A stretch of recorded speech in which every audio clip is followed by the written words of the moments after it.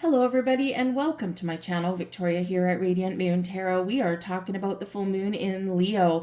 This is occurring on the 25th of January of 2024. We're going to get into the major energies around this moon, some planetary influences, what this means as the collective, and then we're going to pull out separate cards for each zodiac sign to see what area of your life is being highlighted for you at this moon. So grab a cup of coffee, grab a tea, sit down, and let's get right into it. If you do find that you enjoy your reading, please do take a moment and press that like button there. It truly helps the video get seen for you. So let's get right into it. Full moon of Leo, 25th of January. This is occurring at 5 degrees and 15 minutes. So anyone, and Leo is a fixed sign. So anyone Taurus, Leo, Scorpio, and Aquarius, fixed signs, you are going to feel the intensity, the energy of this moon the most. Additionally, anyone with planets between about 3 to 7 degrees of Leo, you're also going to feel this energy a little bit more than other people. Full moons, what is a full moon? Right? Full moons are a culmination of energies, and the culmination of energy for this moon is whatever was kick-started for you at the new moon in Leo on August 16th of 2023. The full moon cycles go in 6 months time frames. So August 16th, 2023, reflect back. If you journal, have a look at your journal. If you have manifestations and you're writing things down, go back and have a look at that, or just reflect upon wherever you happen to be, what was going on in your life right then, what were you starting, where were your goals, your intentions at that time. This full moon brings a culmination of events. This can be where you are making a decision to leave something. You could actually be a time of harvest for you. You might be getting something that you've been waiting for or working hard to achieve. You could have a sense of accomplishment at the full moon, right? Full moons are ending. So they, sometimes, yes, full moons can bring endings to things, relationships, jobs, old ways of thinking, old habits, patterns, behaviors, but they can also bring things to fruition for you as well. So it just depends on what is going on. But this is bringing in a big energy of evolution and purging for you guys. The main themes of this moon, the opportunities that we have, is the Leo energy. Leo is ruled by the sun. The sun is heart energy. And so the biggest opportunities with this full moon is to embrace life, live from the heart, open your heart, get out, enjoy yourself, have fun, do something interesting, try and, really engage in some very light-hearted activities, right? Just something just to kind of make you feel a little bit footloose and fancy-free.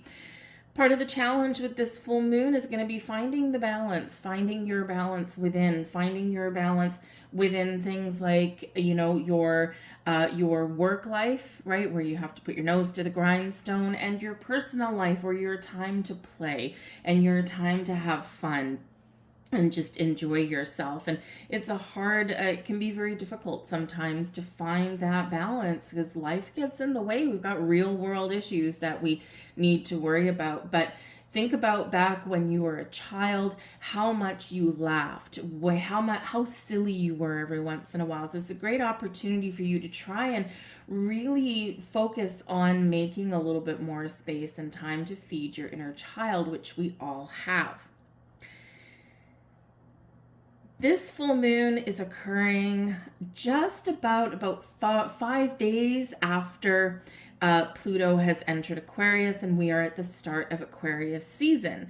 Aquarius energy encourages you to be yourself, to free yourself from restrictions or from other people's expectations of you.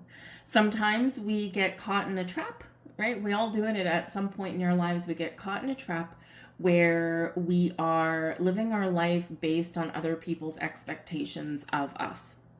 And the Aquarian energy is really about being individual and breaking free from those expectations, spreading your wings and fly and being yourself, be authentic, be true to yourself. And the Leo energy will help you figure out what that means because it is heart-based energy. So open your heart, connect with self. Full moons, of course, are a great time to engage in some meditation, especially if you feel a little bit emotional or overwhelmed at any full moon. But you're probably going to be feeling this no matter what sign you are. You're probably going to be feeling this a little bit more intensely at this full moon. Because Leo energy is fire, right? Fire brings passion, brings excitement, brings energy, but it also brings drama. It brings some explosive energy to the mix here as well. And this full moon does have an opposition to Pluto. Pluto, as we just said, has just entered Aquarius. Pluto is the lord of the underworld, right? Pluto is a very slow-moving planet, and Pluto likes to go to the underside, go to the shadow side. So in this energy, Pluto attached with the freedom-seeking Aquarian, the future-focused Aquarian, and the powerful roar of Leo energy, this can bring a lot of intensity with this full moon. Pluto does bring death and rebirth. Something has to end. Some cycle needs to come to fruition or come to an ending for the new to come in, or to have the rebirth that you may be looking for. For some of you, it's a very spiritual energy that's coming in here. And for others of you, it's something within yourself, right? Who am I? What do I believe in? What is working in my life? What do I need to release? And where do I need to embrace a lighter, brighter energy? What do I need to start new? So Pluto does bring endings. And sometimes they come out of the blue, as Pluto can bring things out of shadow into the light. Pluto can bring things that need a little bit of attention for healing, right? We need to part ways with some old energies. But it's a perfect opportunity to feel born again, to feel alive again. So some of you may be coming back to life, per se.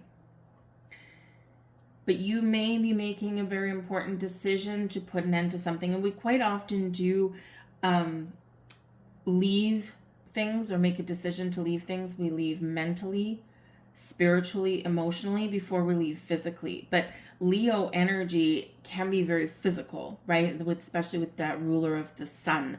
So you could be taking some physical steps to leave something behind, to follow a path to something better. Death and endings can bring fear and birth, new experiences, starting something new can be painful, right? Can be worrisome in some way. It can be challenging, but this is necessary for us to experience. So we do have this big, big energy of Pluto and Aquarius that is very much impacting the energy of this full moon. So some extra intensity with this going on.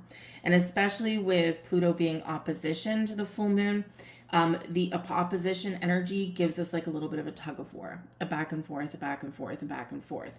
But once we figure out, we get that final yank, that final tug, boom, then we're off to the races. So you could be experiencing that energy. So might be a lot of drama. There could be some explosive energy.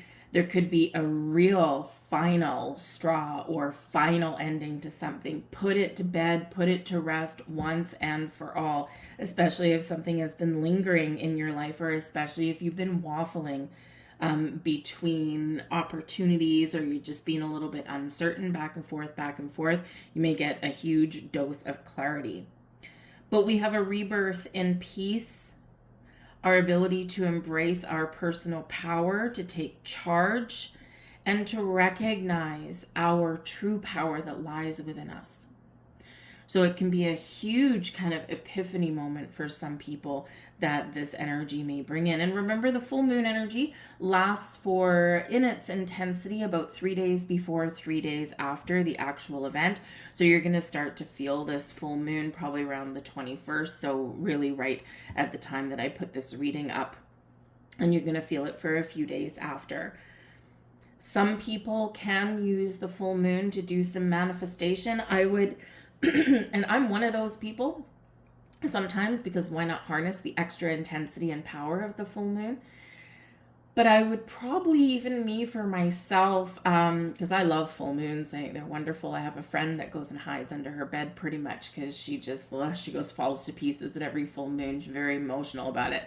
But I think at this full moon, I would probably shy away a little bit from practicing any kind of manifestation if you are that person who would sometimes do that activity at the full moon, just because you embrace the energy. There's a lot of chaotic energy going on. And there's a lot of things that are coming out of the shadows, out of the woodwork. So I would maybe not set any new intentions right on the day of the full moon. Have a look at your energy, see where you're feeling, see where you're at, either a little bit before or a little bit after that. Just to be on the safe side, because we want to make sure when we are setting intentions, when we're manifesting things in, we're using the energy that's around us, right? And there is a lot of this push and pull energy, a lot of this back and forth energy, and it doesn't mean that any of your manifestations may not work, because they probably will, but it probably have a little bit of challenge with it, a lot of challenge with it, and it may not be something that's long lasting. This full moon also gives us a really good opportunity to bring balance back into our lives and recognize the balance between our present and our future. How does our present moment impact our future? The decisions I make today affect my tomorrow. So what does that look like to you? Embrace what you love. Embrace loving energy. Embrace fun and playful energy. Embrace energy that makes your heart sing with joy, and align it to your vision of success for the future. It'll look a little bit different for everybody. Leo is a very creative energy. So perhaps there's something that, yes, you want to create, but maybe you want to tap into your own personal creativity, pick up a project, to learn a new hobby, right? Something that makes your heart sing with joy, something that gives you a little bit of fulfillment, and something that may tap into your creative side. You might be finding new sources of inspiration perhaps here, or maybe you've been feeling inspired about something, or you've wanted to do something and you just haven't been able to so far, and this is where you can bring things into alignment for you. This also is bringing you into alignment with who you are and who you are in the world. Do they match? Again, it's that authenticity that comes in with the Aquarian influence that we're under. So who am I? What is my truth? What is the face that I present to the world? Is this in alignment with who I am? Do I find myself in situations or relationships where I have to pretend to be something I'm not? Is it temporary or is it permanent? And so this can be a big breakthrough moment for some of you to really gain clarity in that energy. Finally, because there's not enough going on at this full moon, finally we do have Jupiter, which is in a square to this full moon. Jupiter, of course, is one of our most beneficial planets. Jupiter brings us expansion, abundance, growth, good luck, good fortune. It brings us wisdom. It can bring us knowledge. Jupiter can also have associations with the law or legal situations sometimes. And Jupiter does, though, expand anything that it touches. And with it being a square, this can bring, again, another element of tug of war. And that's why I say that even if you normally would harness the full power of the full moon to do some intention setting, I would maybe not do it at this particular one, or would wait a couple of days, because it is this back and forth energy. And of course, when we are setting intentions, we do need to have a a forward momentum with our energy, right? And we need to get really clear, right? So again, we might have that back and forth. But the square energy can be a little bit challenging to work through. And of course, because, Jupiter can benefit you at this full moon, because this can be like a big explosive, like, I am done. And you could be the mastermind of, say, your own tower moment in this energy. But it does make things seem sometimes blown out of proportion. So just something to be aware of at this. So if you're having making any decisions that affect you emotionally, especially anything to do with relationships, right? Anything to do with family drama, relationship drama, anything like that. If you are, maybe contemplating, do I move forward with a relationship? Do I let go of it? Right? You might just want to you might be making a final decision at the full moon, but again, everything has the ability to get blown up, right, with this. So you may just want to wait again a couple of days, right? Come to your conclusions, make your decisions at your full moon, but maybe wait a couple of days to have that very important conversation. All right. So just remember, people's energies may be very fiery, very intense, and very big, right, at this energy. And that's what Jupiter brings, the big energy to us. But it can help you as well, right? It can really help propel you forward. So it just depends on your personal circumstances. So a lot of back and forth with this full moon. Of course, Leo energy does tend to be quite fiery and intense anyway, right? And, either for the good or for the challenging, right? So make sure that you do take steps to ground and protect your energy. All right. Some of you might want to make some moon water. Again, I don't know if I'm going to make moon water at this particular full moon. Just because, again, there's a little bit of, it's not quite the energy that I would normally like to feel at this moon. So, whatever floats your boat though, right? You got to tap into your own energy and figure that out. But some of you may want to sit under the light of the full moon. It's a really good time to drink it in. Sit outside, kind of look up at the moon, at the stars if you can. Hopefully the weather's good for you.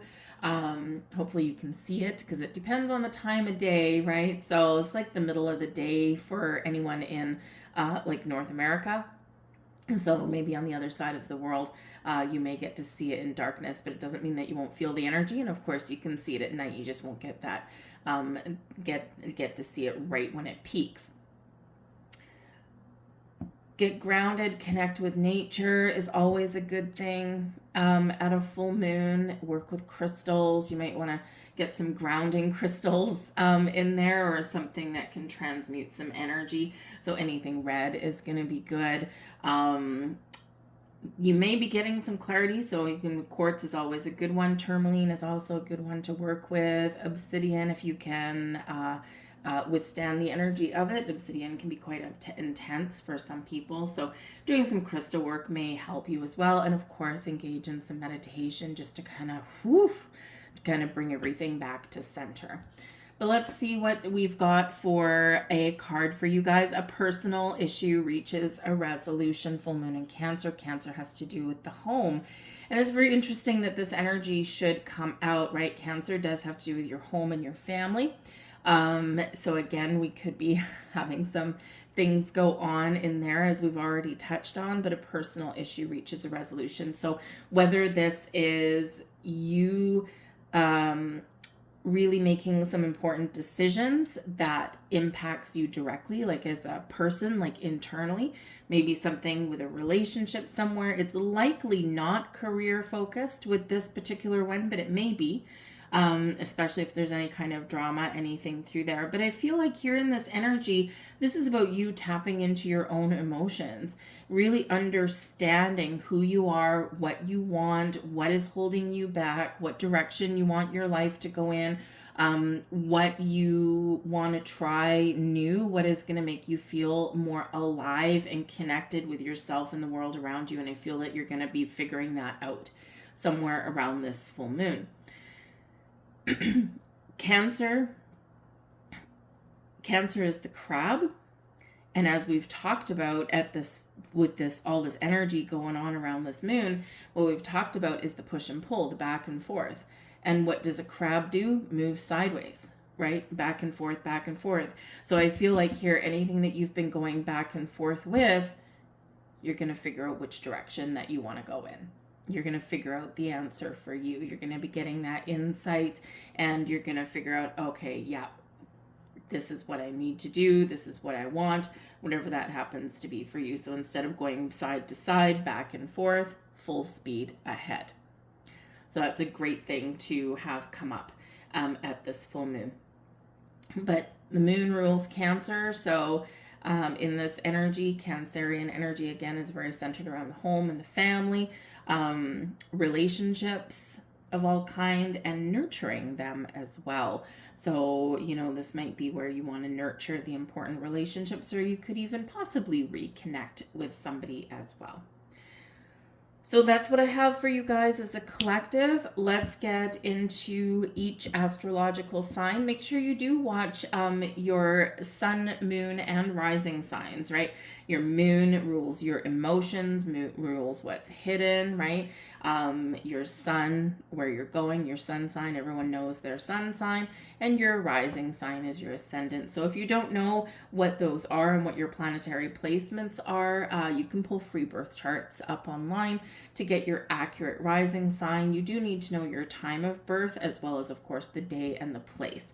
So if you don't know it, we use noon for that, but it'll be more accurate for you if you do know the time of day that you were born, and then you'll get your accurate rising sign. But of course, you can get your accurate other planetary placements regardless if you know the time of day you were born or not. But there's a number of free resources out there, so just tap into one of those and you can get that free birth chart, and it'll give a little bit more insight into you, who you are, where you're going, where you've been, how the planets are affecting you, and in what aspects of your life. Anyways, let's get right into each sign. I thank you guys for watching. Don't forget to hit like on this video and leave a comment down below. What does this full moon mean to you? Because there's a whole mixed bag of energy that we've got going on here right now, but it is very strong, very intense. So we're going to get into it. Let's start with Aries and have a great moon. Hello there, Aries. Welcome to your full moon in Leo reading. This is happening in your 5th astrological house. So your 5th house is actually ruled by the sun and Leo. So this can be a really great time for you to focus on the things that you love to do, to get a little bit creative, to express yourself in some ways. It does rule your self-expression.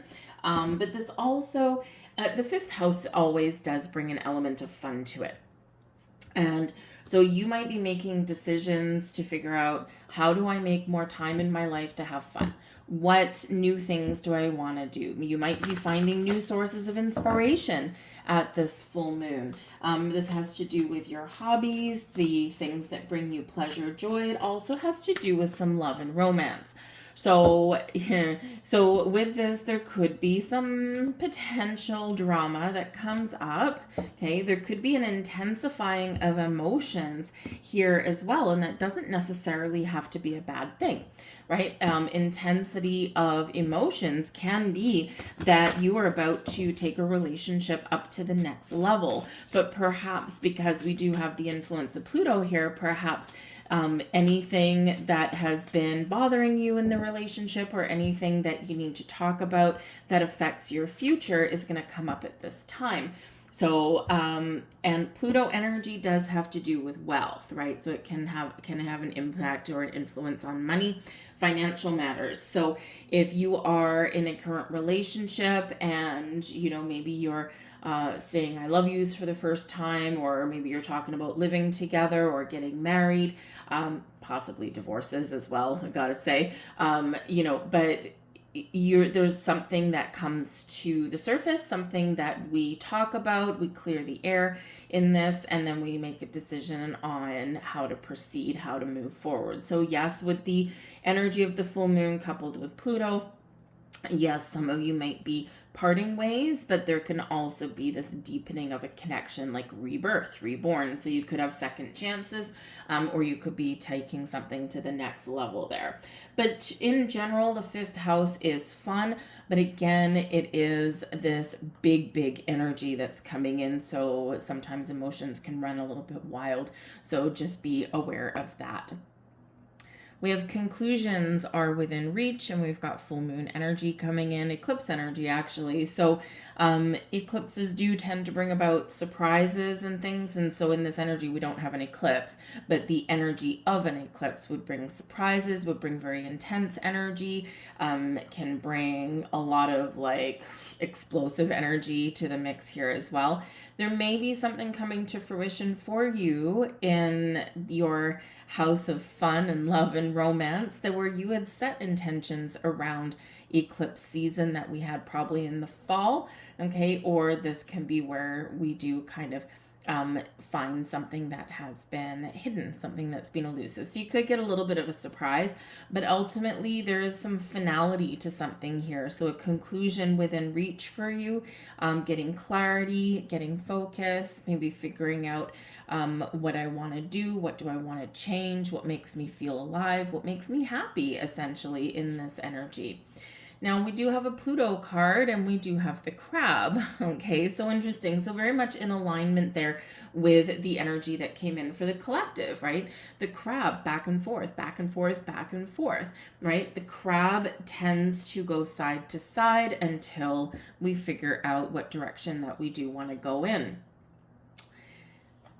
Crabs also have a hard outer shell and a gooey center, I guess we'll call it. Ew. All right.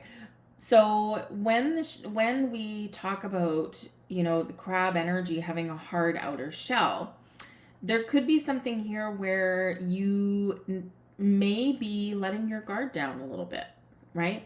Do you have, are you protecting yourself too much? Are you protecting your heart too much?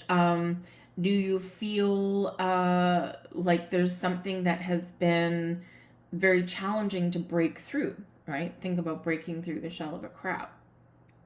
So I feel here in this energy that you're going to be figuring out, do I need to protect myself, or am I putting up too much of a barrier to something, right? Do I need to open up a little bit more? Do I need to trust myself, my people around me, right? So, again, something where we've had some push and pull or something that's been impenetrable, you can really figure things out right now, all right? We also have here for you the Two of Cups. Oh, I love this for you, Aries. This is so awesome. The Two of Cups, of course, can be a focus on relationships of love, right? So meeting new people or two people coming together in harmony, love's in the air. It is in the upright.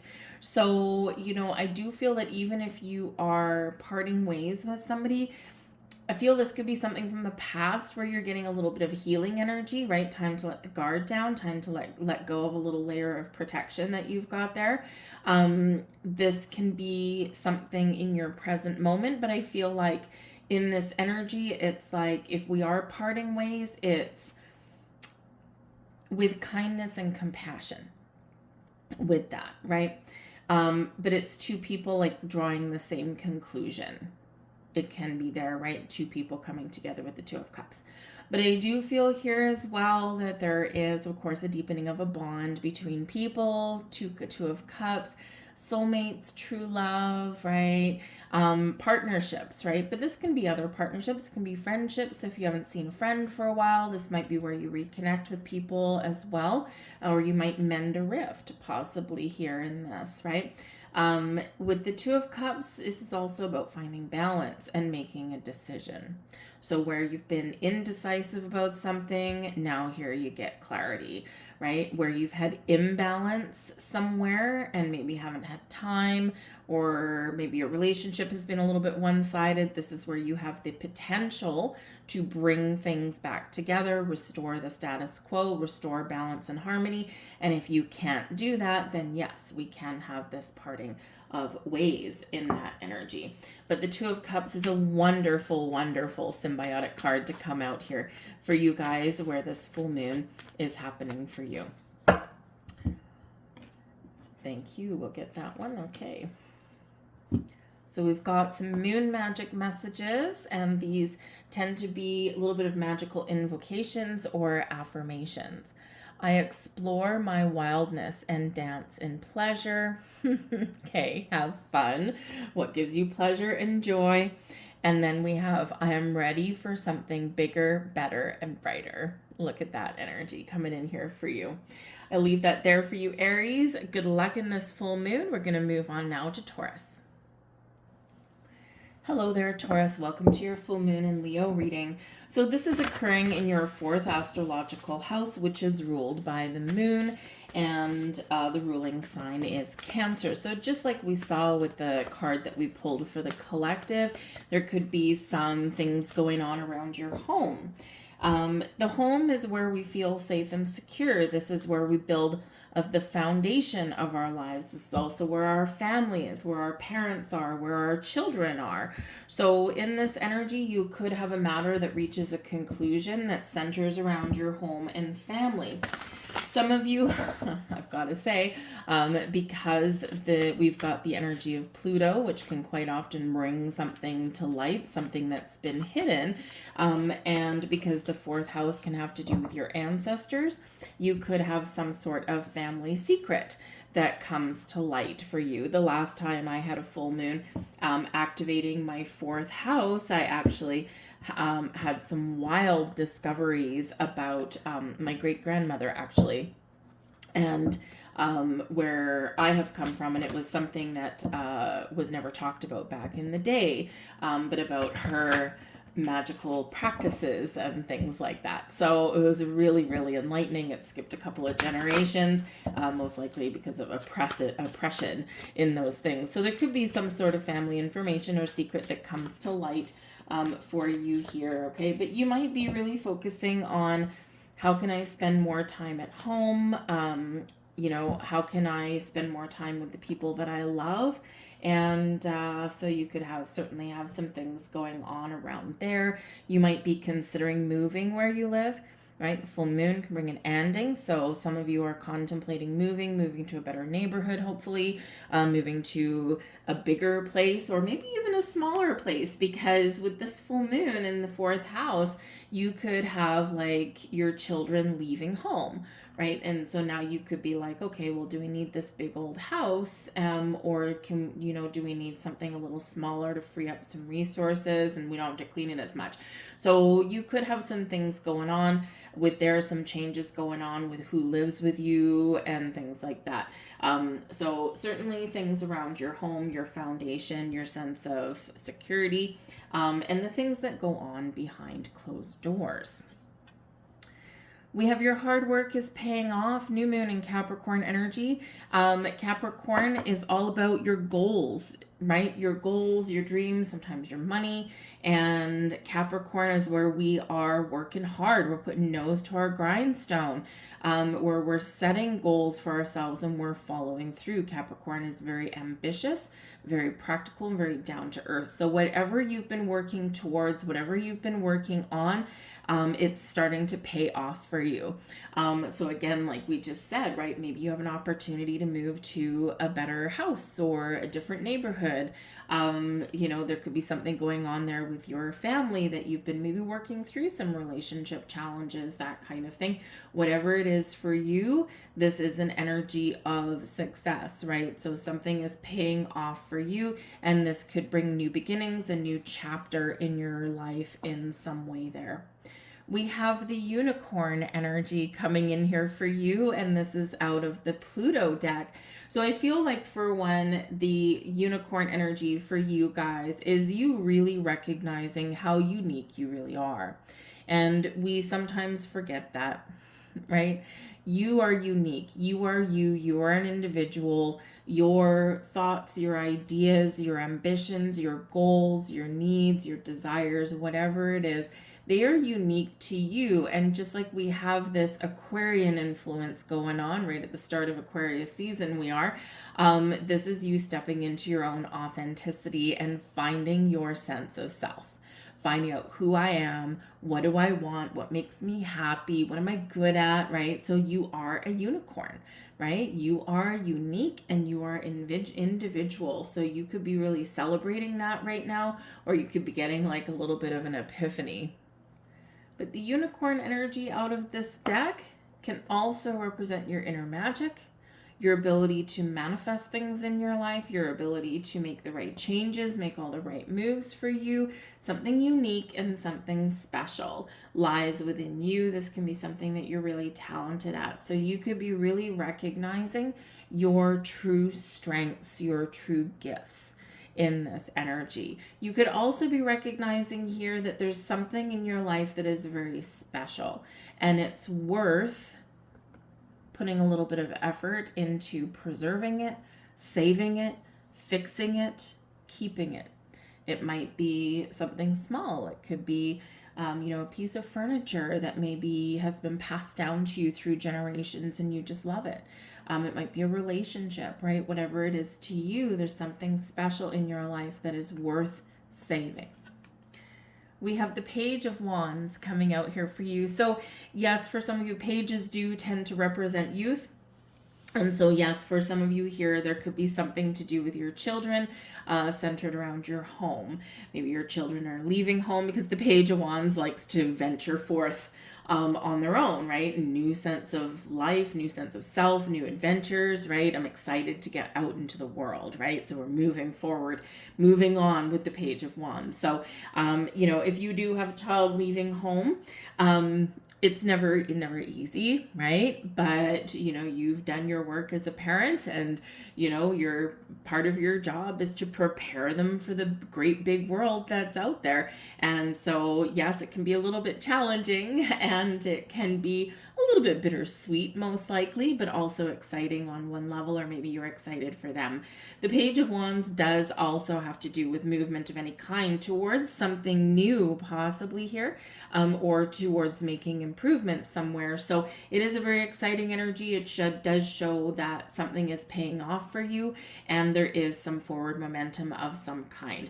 All right. But it's something exciting, right? It feels like it's something that you've worked hard for and something that you deserve. The Page of Wands is quite often very much associated with some manifestations, some goals, some dreams, and all coming to fruition for you, those doors opening for you, those possibilities opening for you. So it can be very exciting energy. This can also be where you are encouraged to try something new or take something up to the next level. So it's a really positive card, really positive energy there for you.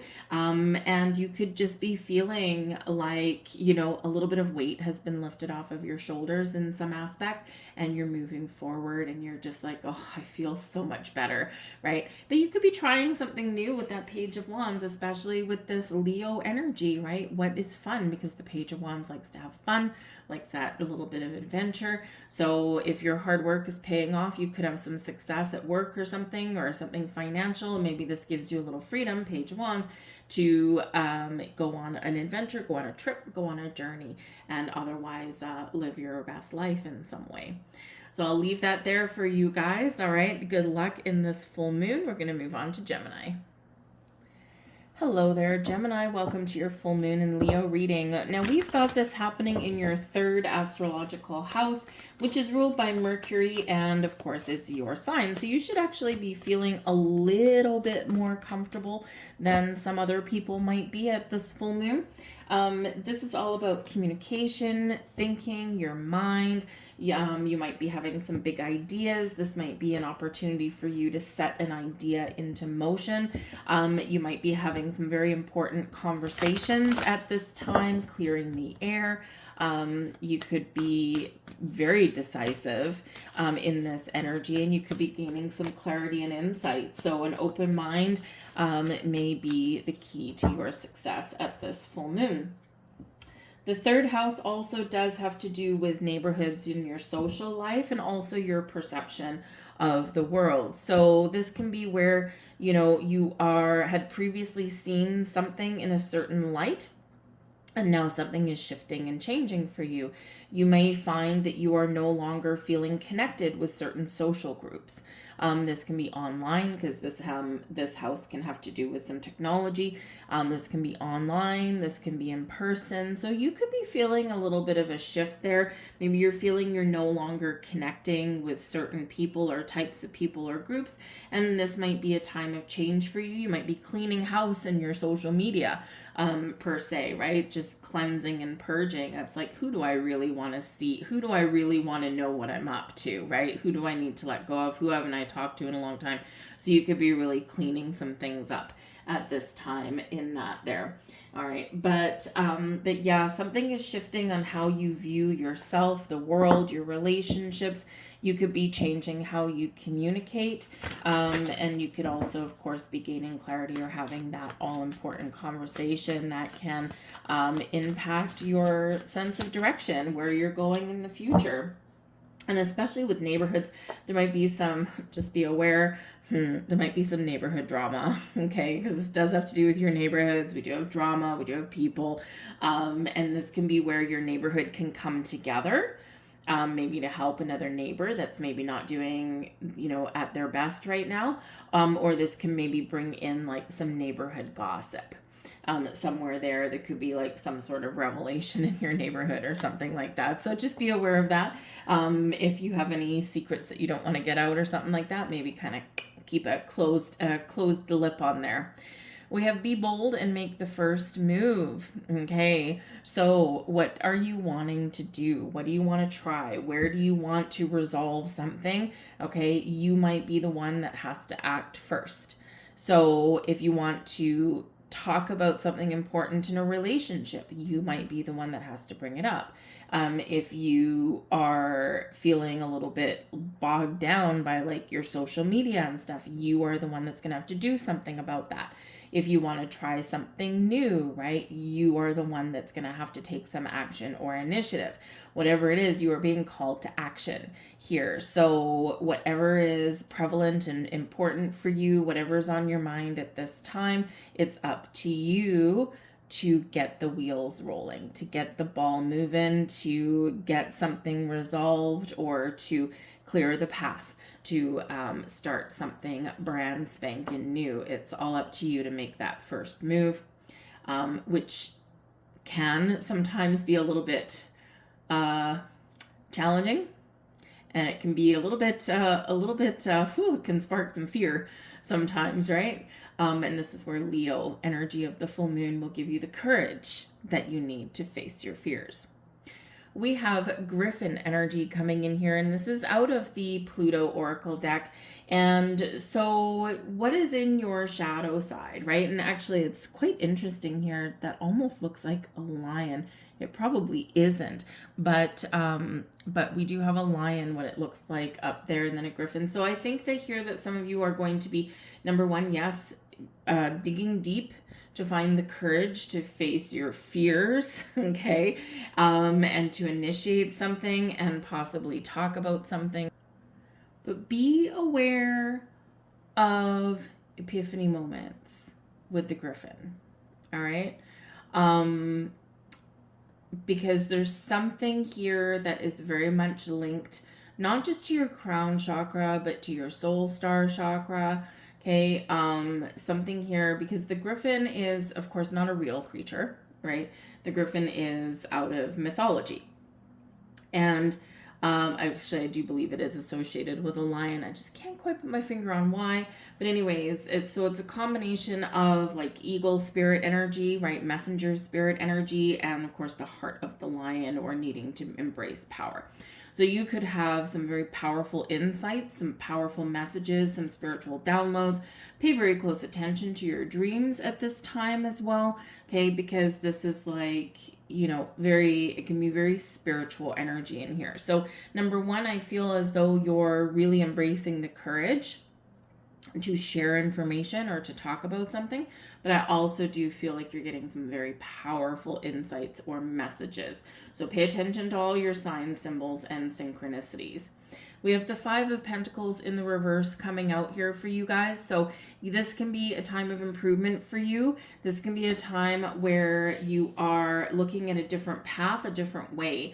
The Five of Pentacles in the upright is a lack mentality. The Five of Pentacles reversed is still a challenging energy, but we're on our way back. We're on our way forward. We're making improvements, right? It's not always easy, and just a little bit can be have us a little bit afraid of what maybe the outcome might be. I'm hoping for the best, but I'm planning for the worst, you know, that kind of thing.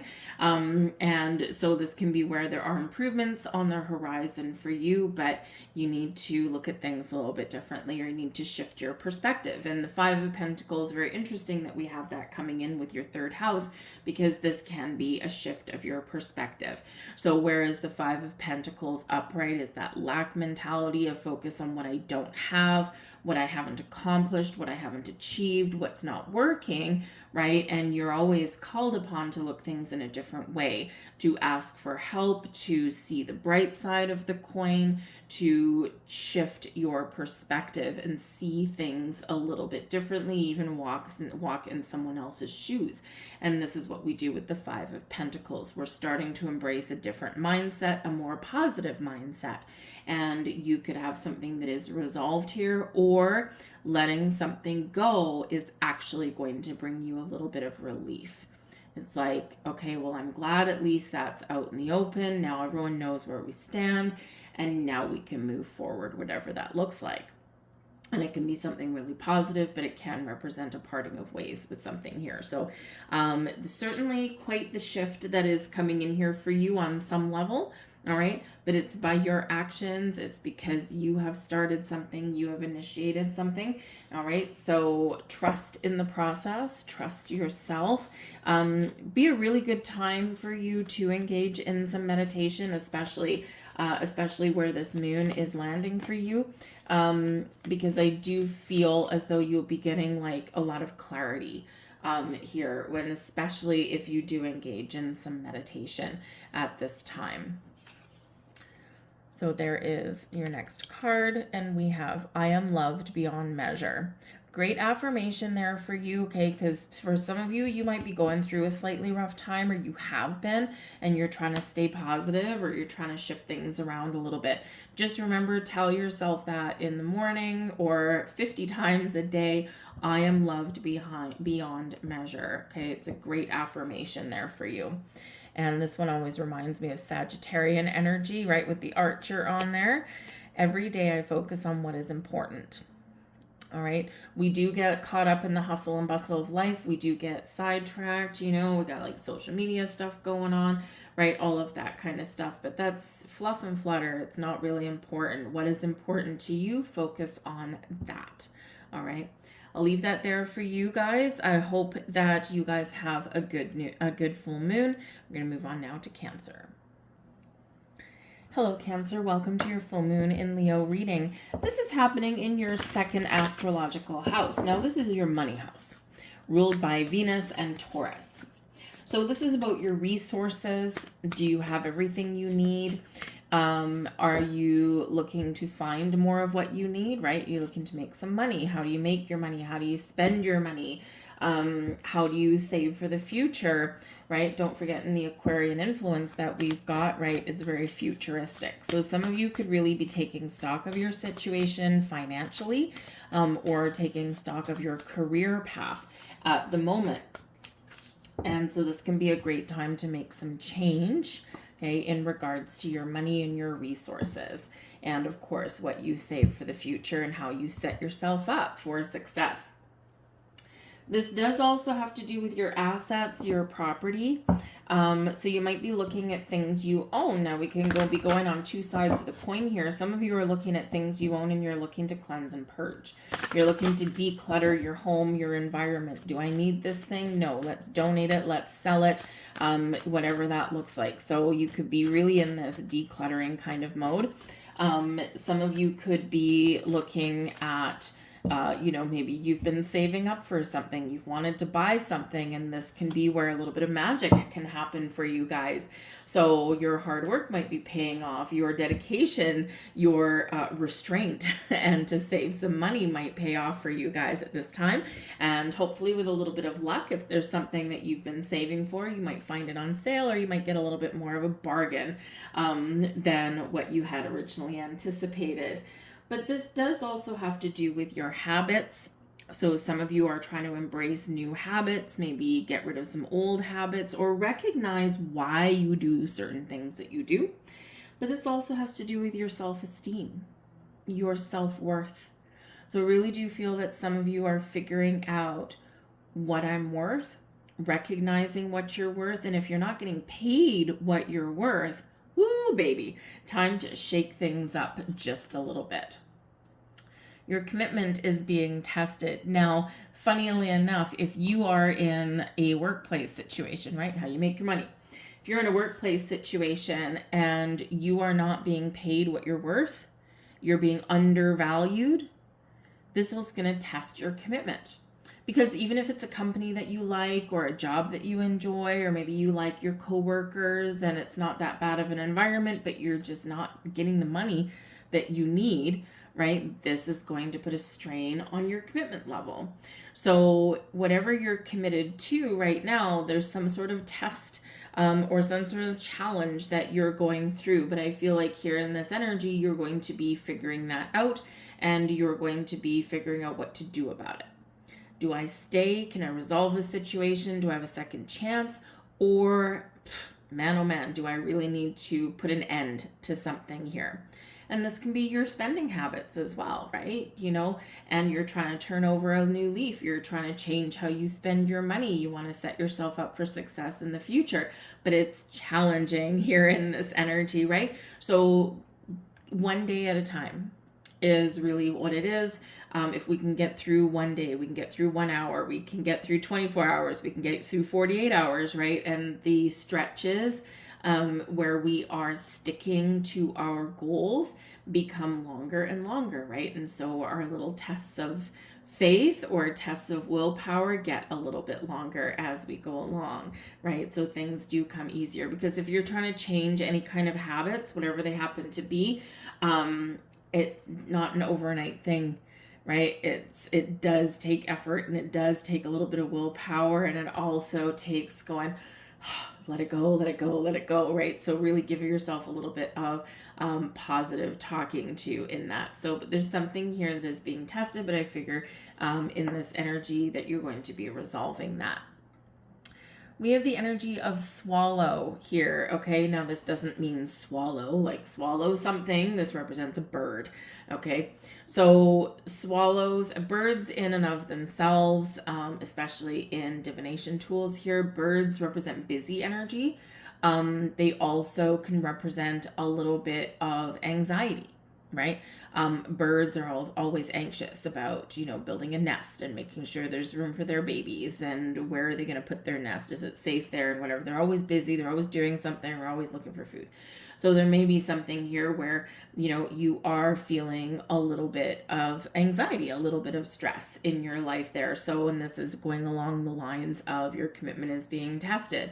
So what does that look like for you? Can you make some changes right now? Do you need to decide to do something different? Do you need to walk away from something, right? Or can you revive something in a better, in a healthier way where you can get a little bit less stress and anxiety? But on the bright side, with the swallow, with birds, right? Birds can represent hope. A swallow in particular can represent hope and optimism. The last step, the last stage of a journey, right? And swallows were, we have stories of canaries, right? Canaries used to be sent into a mine to make sure that there was no carbon monoxide in there. Swallows were very much viewed upon by sailors as an omen of hope and good luck, because it typically meant that they were a little bit closer to shore. So land ho, even if they couldn't see it. So this can represent a really positive or a really important journey of some kind that's coming to an end for you, a culmination of something for you. This can be where you're restoring a little bit of hope, or you're hopeful that something, a challenge that you're going through right now, you're really hopeful that you can come to some sort of really positive or successful resolution, whatever that looks like to you. Sometimes making a decision to leave something or to part ways or to let something drift out of your life is also a positive thing, right? And it all just depends on where you are currently in your world. But I feel like here that you are really experiencing quite the big little shift here and towards the positive.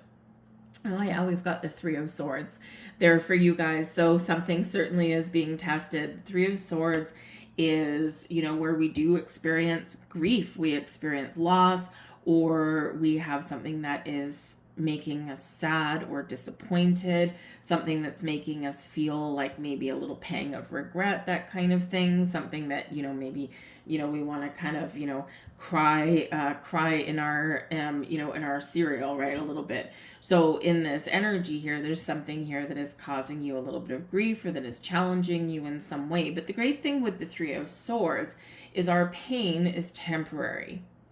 We have the ability to turn things around, or through pain quite often does come healing. So this can be a really big turning point for some of you here, where you are recognizing some past losses, some grief, some disappointments here, and you are open to some healing energy and open to a better tomorrow, right? Hope and optimism is restored there for you.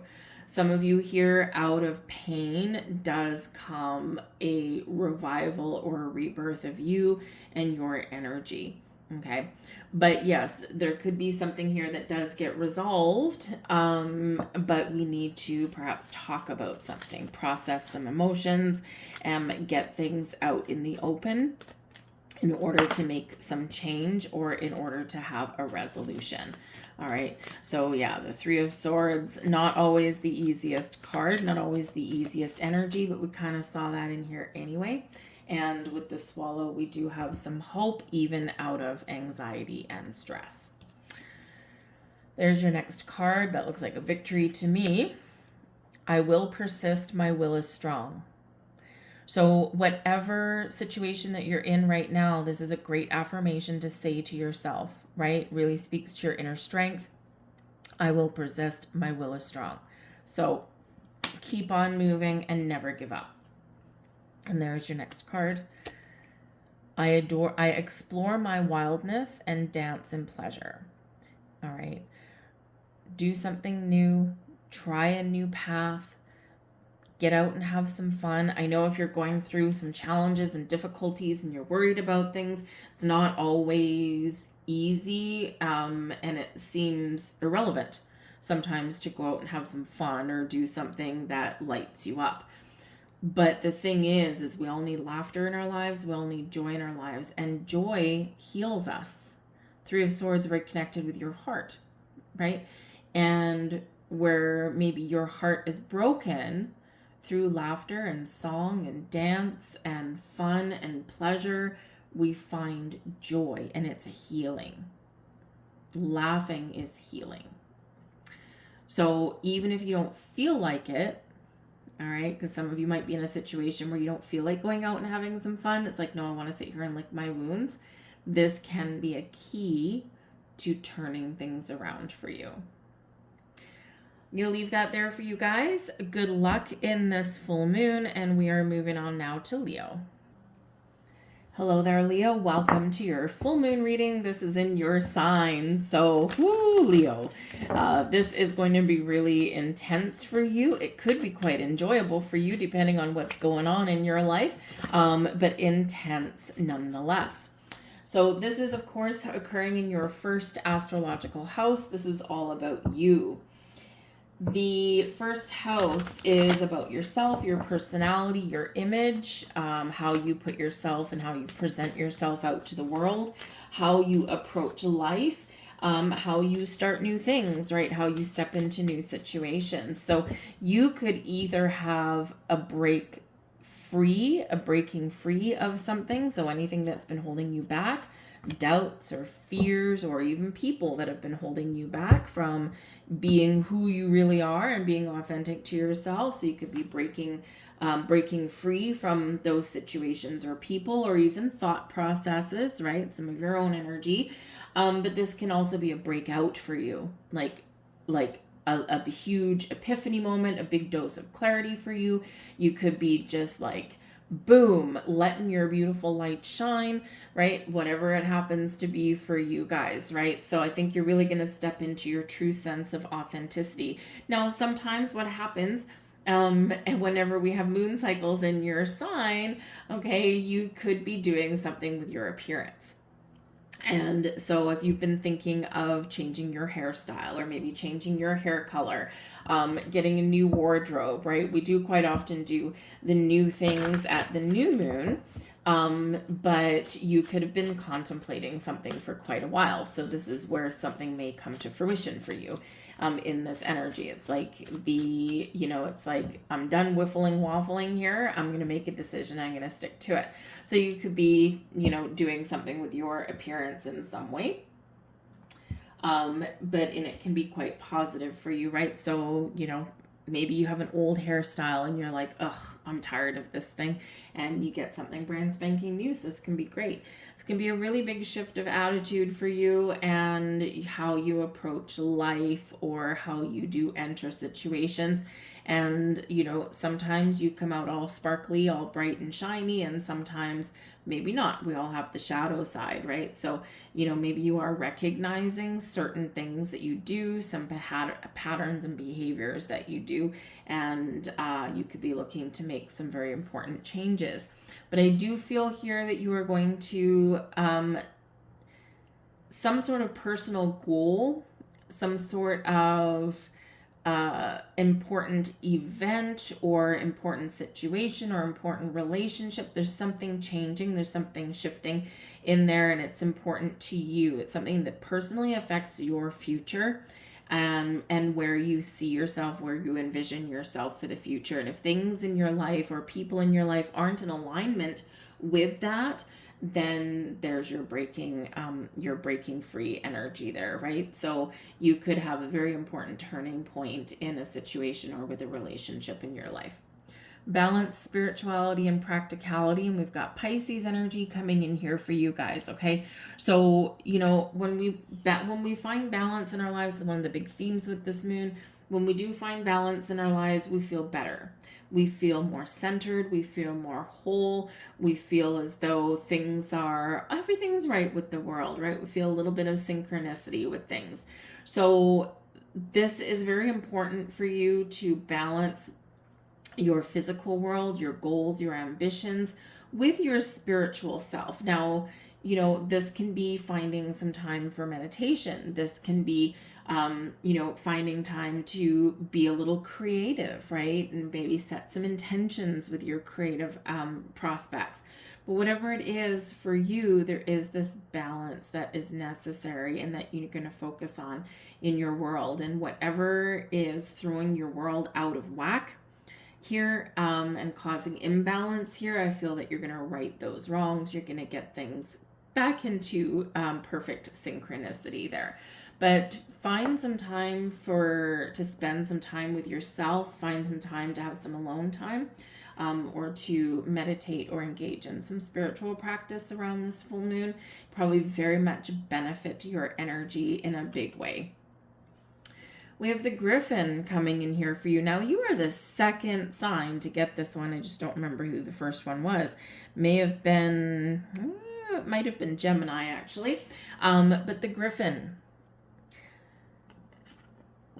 very spiritual energy. So clarity, spiritual downloads, something may happen via your dreams. Okay, and very interesting that this comes out with that balanced spirituality and practical energy there. Some of you might be drawn into spiritual practice. Maybe it's something that you can do for a living, or maybe something that you can do to help other people on the side, or maybe you just want to learn new things, right? So there could be something there for you there. Maybe you want to learn about energy work, healing, mediumship, tarot readings, whatever it happens to be for you. You could also just be, really a little bit more interested in how meditation works, right? And how to get your energy flowing. How do I get these spiritual downloads that are a little bit elusive sometimes, right? The Griffin is a messenger, and the Griffin brings you very, very important messages, okay? And it also highlights your need to embrace your inner lion. Very important at the Leo energy with you, right? Be true to yourself. Be authentic. Be courageous. Be bold. If you need to make change, make change. If you need to let something go, you have a vision, you can see it clearly with this energy. Pay attention to all kinds of signs, symbols, and synchronicities with this, okay? Because it is a very spiritual energy and there is messages here for you. So this can focus on communication, internal or external, but some very spiritual communication here as well. Watch for repeating numbers, feathers, right? We've got bird energy here. Griffin, of course, is a mythological creature, right? You're not going to meet one face to face in your front yard, most likely, but most likely in your dreams. So you could have something profound that comes in by your dreams. You could see insects where they don't belong. A couple of weeks ago, it was bitterly cold and I found a ladybug on a bench. I'm like, what are you doing here? So I put it in a plant pot. But, so just things that are a little bit out of the ordinary can be there for you. But embrace your inner lion, embrace your inner you, embrace your inner passion and fire, have some fun, find balance in your life, and pay attention to all kinds of signs and messages. Balance in your life, we've got the Two of Cups. Two of Cups is about things coming together in harmony and perfect synchronicity. Two of Cups is where we open our heart and where we focus on balance in our lives. We focus on important decisions about us, about the relationships that we have. This can be where you can connect with your higher self. So again, I think there's a little bit of message there for you somewhere. So I think some of you are very much on the cusp of some sort of spiritual awakening, something really important. But the Two of Cups does have to do with decisions, all right, and finding that balance, especially in your heart space there, your balance between your spiritual self and your physical world here as well. But the Two of Cups can have to do with love, partnerships, friendships, relationships of all kinds, relationship with yourself, relationship with those around you, relationship with what you do for a living, the companies that you work for, right? So think about the relationships in your life. Do they bring you Two of Cups vibes, right? Two of Cups, balance and harmony and connection and being on the same page, right? Being in alignment. Or do those relationships and situations in your life have you feeling the opposite? Disconnect, out of alignment, unbalanced, right? So think about those things because you might need to make some very important decisions around this moon about the things that aren't working. Can you revive something, get something back on track? Yes, you absolutely can. So, but you might need to really communicate. You might need to make a little bit of an effort. And, but whatever it is, be authentic, be true to yourself, and be honest and open. There's your next card. Every day I focus on what is important. What's important to you? What do you want? Where do you want to go? What do you want to achieve? What do you want to change? What do you want to fix? Every day I focus on what's important. And there's your next card. I assess matters carefully and discern wisely. Make sure, sometimes we make rash decisions and there is a little bit of that energy that can go along at this full moon. But when we say this, I assess matters carefully and discern wisely. Use your inner wisdom to know when to speak, when to take a step back, when to be bold and brave, when to be open and receptive, and when to charge ahead, and when to kind of hold off a little bit. Discernment is a very important energy, and you have that within, and you've got a lot of wisdom. So make sure that you do really assess, connect with your feelings, connect with your intuition before you make rash decisions and rash moves. Because we don't want to regret anything, right? We want to make sure, because there's a sense of finality at this full moon. So we want to make sure that we've looked at all of our options and we've really kind of opened our mind and looked at things from all perspectives. Good luck in this full moon here, Leo. I thank you for watching, and we're going to move on to Virgo. Hello there, Virgo. Welcome to your full moon in Leo reading. Now, this is happening in your 12th astrological house. So full moons are endings, all right? Can certainly be some endings. The end of a cycle, the end of being indecisive, the end of things physically or emotionally, right? It can be a cleansing and purging. Your 12th house is also the last house in the cycle. So, and it's ruled by Pisces and also Neptune. So this can be very emotional, very intense for you in this full moon. There could be a sense of finality to things with this full moon, whether it's something internally, whether it's something externally with people or situations around you. You will benefit greatly from engaging in some meditation or taking some time to find a quiet space for yourself at this full moon, because your 12th house is very spiritual, has to do with your subconscious. So something may come to light for you at this full moon. There might be some secrets that come to light. Something that's hidden may now come to fruition for you, possibly. But it can also be some information, some insights, some clarity that can come out for you guys here. This does have to do with your dreams, so you might be having some very interesting dreams at the time of this full moon. But this is a very karmic kind of energy here as well, so you could have a completion of a karmic cycle, right? Some things that you were meant to experience. You're closing a chapter, you're closing a door. But you may feel as though, you kind of feel like you want to retreat a little bit at this full moon. Put on your pajamas and watch a movie. If you engage in meditation, do that. Have a bubble bath. You could be wanting to do some spiritual workings at this time as well.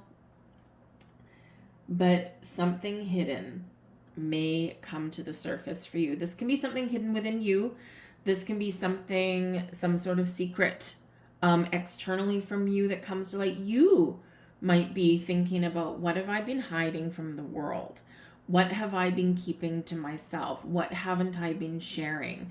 And maybe it's because you haven't been in a supportive environment, and it could be that you're doing some spiritual practices that you haven't told people about, or, you could have some sort of dream, some sort of goal that you want to pursue, but you haven't told anyone yet. So this can be where you're really preparing to get things out in the open. But first we take a step back and we go within, and then we get things out in the open. So it can be very mysterious in your 12th house. Some people are a little bit afraid of the 12th house, because when we're going in internally, or, if we are experiencing a spiritual shift, which you may be, it makes people uncomfortable a little bit sometimes, because we just don't quite know what to expect. But with your 12th house energy, plus we've got Pluto in Aquarius now, this can be a big breakthrough moment for you. All right. And yes, something coming out of the shadows. But you may have a little bit of healing energy that does come in here as well. Something that has been suppressed, right, may now burst forward, right? So it can be some anxieties, some fears. It can be some old trauma, past hurts. And this is an opportunity for you to do a really big cleanse and purge so that you can get ready to feel a lot lighter and brighter and more alive. Emotions are running high. We've got supermoon energy here. So yes, this can be a very emotional moon for you, possibly. Okay. It can be one, because of course Pisces can be quite emotional, right? Neptune energy can affect your emotions or your dreams. Be aware at this full moon that not everything may be quite as it seems. So you might need to really, and we should always trust our instincts, our intuition anyway. But I feel like your spiritual senses are very much at their peak at this time. And if there's something that you need to deal with, I feel like here in this energy, you would be best to kind of just take a step back before engaging. Because when we have emotions running high, yes, this can be something within you, but it can also be something with other people as well. There's an intensity to this energy, and you can use that intensity for, for good or not so good, right?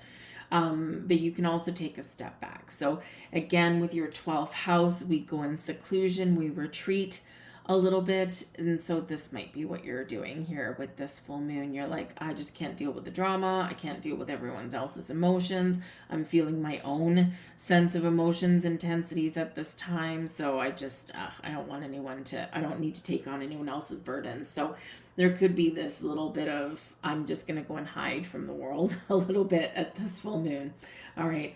But just be a little bit aware of this energy, because if there is anything that you need to share, anything you want to get out in the open, anything you need to talk about, anything you want to reveal, right? I would maybe wait a couple of days until after the height of the full moon has passed.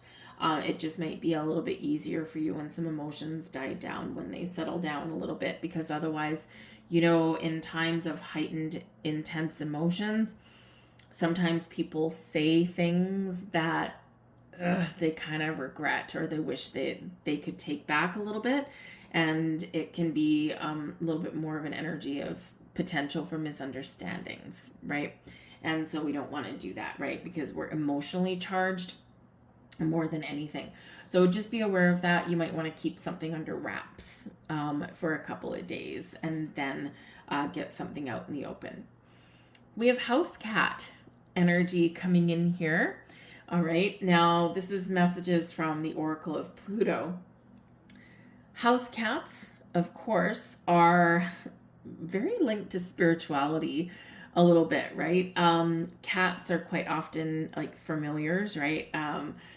Black cats can be either lucky or not so lucky, depending on your belief system.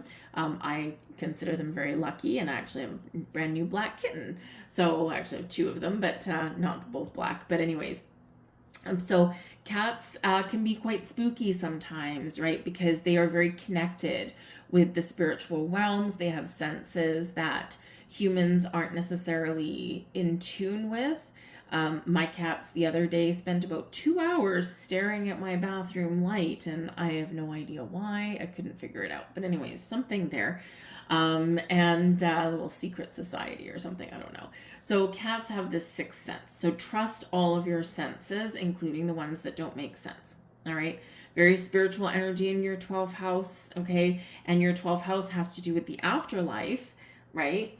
And, the energy from beyond the veil. And cats are known to be the guardians of the underworld, right? So protection. So this can be an energy where you might be experiencing something very spiritual, something that is from the beyond, some messages, again, spiritual downloads, that kind of thing. And with the house cat coming in here that may offer you some protection, just make sure that you do ground and protect your energy. before engaging in any spiritual practice. It's just a really good habit to get into. It's so that you don't kind of get all floopy and float away. And it is, grounding is very important, so that you feel like you've got your feet planted firmly in the 3D world while the rest of your senses may be going on some, trip through the universe kind of thing. But protecting your energy is also important. Envision a bubble of protection, use crystals, whatever that means to you, right? And if you have a house cat, if you do have a cat right now, that might be telling you something. But cats are also known to be very independent, right? And so this can be where there is something that is affecting your sense of independence. So there might be something that you want to do that is just for you. You don't necessarily need to share it with the world, but you just want to do something. It might be something very spiritual. There is this very big sense of that coming in here for you guys.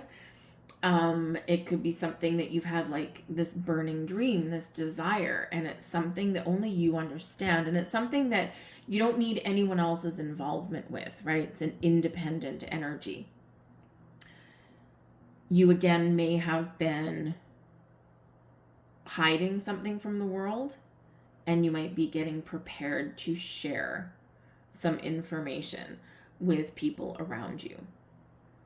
And sometimes we do projects, or we do changes, or we engage in things, activities in the background, because we don't want anyone else's influence. We don't want to share things. We like to keep things to ourselves sometimes, and that's the independence that the house cat energy brings in. So this can be where you're preparing to share what you've been working on, what you've been so secretive about, right? So, but it's something that's uniquely you. But yes, with this energy, your 12th house, there could be something that is coming to an end, a relationship perhaps, a relationship with a friend, with a romantic interest, maybe with a job, whatever it happens to be. And there is this burning sense of independence. So the solitary energy is very strong in your reading. So there could be something there going on. But the house cat says, don't worry, because even if you are forging a new path on your own, you will be okay. You've got all of the tools, all the senses that you need. Oh boy. We have the Tower coming in here for you. I'm really not surprised with this, okay? Surprise, revelations, things coming out of the woodwork, clarity, epiphanies, information, right? Whether you are the one putting it out there or whether you're receiving something, whatever it is, there might be something that's a surprise, something that catches you off guard. The Tower is a massive, explosive shift of energy. Out with the old, cleansing and purging, so that you can move forward with the new. You have your foundation, you've got your knowledge, you've got your skills, you've got your experiences, you've got the stronghold that you have built. But anything not working, anything that's holding you back, anything that's preventing you from growing or evolving in the way that's right for you, out the door it goes, whether this is by your hand or by someone else's or some other things going on. Big energy here for you guys. The Tower can be an awakening, right? Out with the old sense of self, in with the new. And this is a huge theme with this moon. And man, oh man. So ground and protect your energy. Yes, sirree, Bob, for sure. And you will find this a little bit easier to navigate. Most often, the Tower does happen internally. Okay, it is something that, we might stumble across some information, or we come to a very important decision. And sometimes, we need to rock our world. We need to shake things up a little bit. Right? So, we can all be a mastermind of our own Tower moment, especially if there's been things that you've been percolating on in the background. And now, of course, you might be coming out going, today is the day. Today is the day I am going to change. Today is the day I'm going to walk away. Today is the day I'm going to embrace something new, right? So, you can be the mastermind of your own Tower moment. But whatever your situation is, this is shifting things around for you considerably. But it is going to make you uncomfortable, and it may even be something that encourages you to get out of your comfort zone. Hence, you can really harness the power of Leo that we've got in here to harness your courage, your bravery, your confidence, your inner strength to navigate something that is otherwise going to have you chattering in fear in the corner, right? Because change is hard, change is necessary, but change is uncomfortable. And so it's the shedding of the old, out with the old, and you're moving forward into a better, brighter tomorrow. So some big shifts, some big energies there for you guys. Yes, and it might be a little bit scary, but it's necessary in there. Let's see what else we've got for you guys.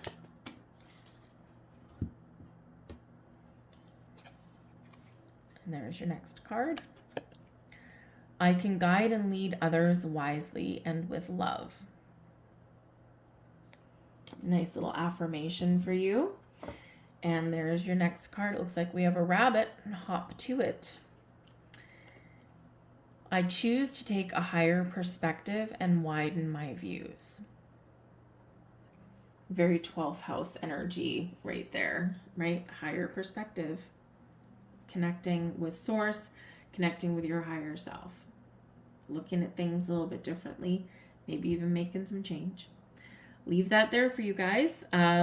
Good luck in this full moon. Okay, remember, ground and protect your energy. All right, trust in your instincts. Okay, just like that house cat, trust in your instincts and trust in the messages that you receive. So I thank you for watching. We're going to move on now to Libra. Hello there, Libra. Welcome to your full moon in Leo reading. This is happening in your 11th astrological house, ruled by Uranus and Aquarius. So you could be experiencing a big sense of freedom or needing to find freedom from something that is just maybe not working for you anymore. Whatever is holding you back, whatever is preventing your growth, or whatever is feeling oppressive to you right now, shedding of that.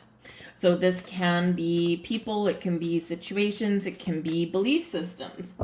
But your 11th house has to do with society, with your obligations, with your memberships to things, okay? So who you're connected with, right? And what you do out in the world. So you may find that connections with groups of people may be shifting for you right now.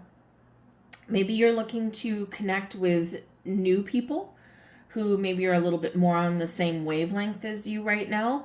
You might be letting go of some groups or some connections with people out there, right? And it's just because, you know, maybe they're have turned a little bit toxic, right? Think of like Facebook groups that you might belong to.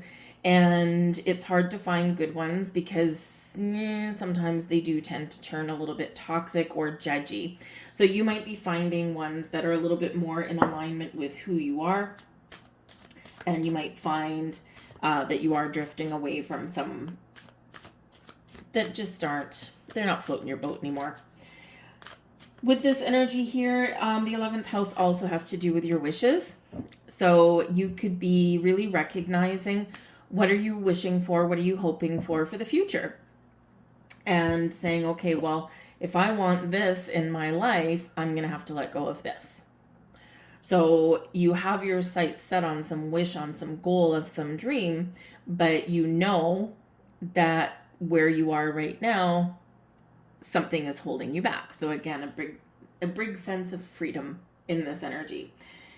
Some of you may have a wish coming true at this time as well. And it could be something in alignment with your long-term goals, like a major hurdle, a stepping stone, if you will, or it could be some full-blown wish coming true. And it can be very exciting for you guys. This does bring you freedom because the 11th house brings an energy of liberty. Liberation from things, letting go of things, cleansing and purging some things. And this can bring a little bit of justice to the mix as well. We have blue moon energy, believe in the impossible. So again, we've got a little bit of magic coming in with your 11th house, and some of you have something coming to fruition for you, or some doors opening for you, or things lining up for you. Things that you had maybe wished for, hoped for, longed for, and thought to yourself at one point, you know what, this is a crazy wish, this is a crazy dream, but I'm going to set my intentions here anyway, and I'm just going to believe. And this is where all of that inner magic and that inner alchemy is coming to light for you. Believe in the impossible can also represent that anything can happen right about now. And you'd be amazed when you find a little bit of freedom, when you do let go of restrictions or face your fears, or you do figure it out what it is that you want. What are you gearing up for the future? And this shows that anything is possible. So just like a blue moon, right? We say once in a blue moon, something mystical, something magical can be very much aligning for you guys at this time. We have the World coming in here as well. Wish big, think big, dream big, give thanks, give gratitude. The World card does represent a certain end of a cycle in your life here. And this can also represent an element of success. So celebrate as a cause for celebration. This can also be about expanding your horizons. Where do you have your heart set on? Where do you want to expand? Where do you want to grow? Where do you want to move forward? What do you want to leave behind? And what path do you see yourself going on? Set your wishes, set your goals. Now, if you are practicing any kind of law of attraction at the full moon, like I already said in the intro, there's a lot of back and forth, push and pull, tug kind of energy going on here with this full moon. So if you are the kind of person that can normally harness all of the energy of the full moon and set intentions to manifest things using that, I would maybe wait a couple of days for this full moon, just because on the day we do have a lot of intensity going on. And when we set intentions for things, when we make that big wish from the sky, we do need to be very clear. And so this full moon can bring clarity to you. And then once you're clear, then you set intentions. So I would say, wait a couple of days after the full moon. But this can also be where you are getting clarity on what you want, where you want to expand, and you're setting yourself up to set some intentions in place at the new moon in Aquarius that we have, which is all about the future, all about expanding your horizons, all about finding your own sense of self, your freedom, being true to who you are, right? All of that kind of stuff. So this can be a little bit of a transitional moon for you in that energy. But you have a lot of exciting energy going on here for you with the World card. Expansion, goals, dreams, all in reach for you right now. So get excited. And we have the Ace of Pentacles. So yes, some of you do have something coming to fruition for you at this full moon. The Ace of Pentacles can be something manifesting in your world. So this can be money, it can be a job, it can be a new career path, it can be some knowledge, information. The Ace of Pentacles does tend to bring a little bit of luck. So you could have a little bit of luck at this full moon as well. This can be pretty much anything bright and shiny and new, right? Sometimes we can get a windfall with the Ace of Pentacles. Sometimes we can just feel as though we've gotten the break that we were looking for with this. But it does bring in new energy. It does bring in new opportunities. It brings in something bright and shiny, perhaps for some of you. And the aces are always a gift from the universe. New, fresh energy, fresh perspective, new information, and your ability to either start something fresh, wipe the slate clean, or to take something to the next level. And so it can be a very transitional energy there for you as well. But it is exciting. You are number 7 that I'm doing. So you're the 7th sign that I'm doing here. And you are the only one to get an ace so far. So that in itself is a little bit lucky. But the aces are closely tied with manifestations and So for some of you, yes, this is coming to fruition now. For some of you, you are really setting your sights on that new moon in Aquarius, and you're like, bam, I am going to really make something happen for myself because I believe in the impossible. Because ultimately, nothing is impossible. There's your next card. I am open and responsive to the abundance of the universe. Well, here, Libra, this is your time to shine here, isn't it? Right? Beautiful energy, beautiful affirmation for you. I'll hold it up a little bit more, and if I can get the glare off it, there you go. There you go. Take a snapshot of that and keep that on your phone. Speak that into existence every single day. And there's your next card. My words and actions are of beauty, compassion, and love. When we speak things into existence, our words hold great weight, and we can really have an impact on our energy, on what is around us, and what we attract towards us by the words that we speak. So try and speak with a loving energy, with a compassionate energy, with an abundant energy, right? And with positivity here. Does it mean that, never underestimate the power of positivity? Does it mean everything's going to go your way all the time? No. But it certainly changes how you deal with things or how things evolve, right? So speak positive words and take positive action, and you open up a world of opportunity. I'll leave that there for you, Libra. Good luck in this full moon. We're going to move on now to Scorpio. Hello there, Scorpio. Welcome to your full moon in Leo reading. Now, this can be a very sparkly full moon for some of you. This is happening in your 10th astrological house. This is ruled by Saturn and Capricorn. And Pluto, of course, just a few days ago, left Capricorn. Make a tiptoe back into Capricorn in September for about a month and a half or so, and then right back into Aquarius, where we'll be there to stay. Saturn, of course, brings us knowledge, life lessons, has us focusing on our goals, that kind of thing. So something that you have been working through during Pluto and Capricorn, during Capricorn season, may come to fruition for you guys right now. This can be where you recognize the lessons that you've learned, and you are taking those lessons that you've learned, and you're going to turn things around and really put them into motion for the future, right? So you can do tomorrow a little bit better than you did yesterday, right? That's where we use our inner wisdom. And this can have to do with your career. Very big one. The 10th house does have to do with your public image, right? Your recognition, right? Your fame, your fortune, right? It's the big sparkly house for all of that. So you could be getting some sort of recognition for something, and if you're not getting the recognition that you deserve somewhere, then you could be making some very, very powerful decisions here to find somewhere that better suits your needs. So you could possibly be looking at career changes. You could be looking at your career path. What do you do for a living? What is your status? Are you where you want to be? Is there room for advancement, for growth? Because the 10th house is a very ambitious house as well. So you might be really assessing your career, what you do for a living, and if you're not getting where you are, right, where you should be, then you might be looking to make some change.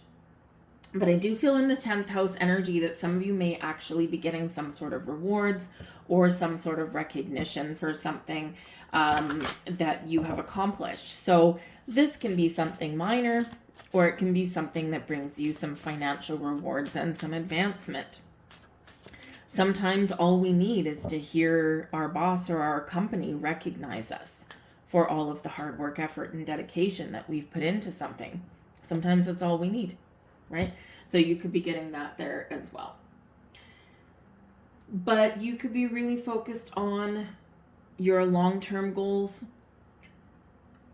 the things that drive you, right? What are you feeling ambitious towards? And this can be a really big turning point for you and could potentially have a long-term impact and on long-term influence on how you put yourself out into the world, where you put your time and energy and dedication towards, and what you want to achieve, right? What do I want to achieve? Where do I want to go? Do I want to be a leader? Do I want to be a manager? Do I want to guide other people? Am I working for the right kind of company? Do I, can I use my powers of influence for good, right? Or do I feel stuck in the mud, right? So kind of a big turning point there for some of you there. We have a fiery climax approaches, oh boy. Okay, full moon energy coming out here with the Aries fiery energy there. So this really can speak to the 10th house, especially with your fire, your passion, your ambition, your goals, your dreams. Aries energy is about taking initiative. But Aries energy is ruled by Mars. So we do have some potentially disruptive energy here, or perhaps some verbal sparring. This is where things can get heated, things can get out of control. Man, if you've had a buildup of something going on, I do foresee at least one of you telling your boss to stuff it and going out in a blaze of glory. Not always something that we all want to do, but not something that we all can do, right? We've got to sometimes be careful not to burn our bridges.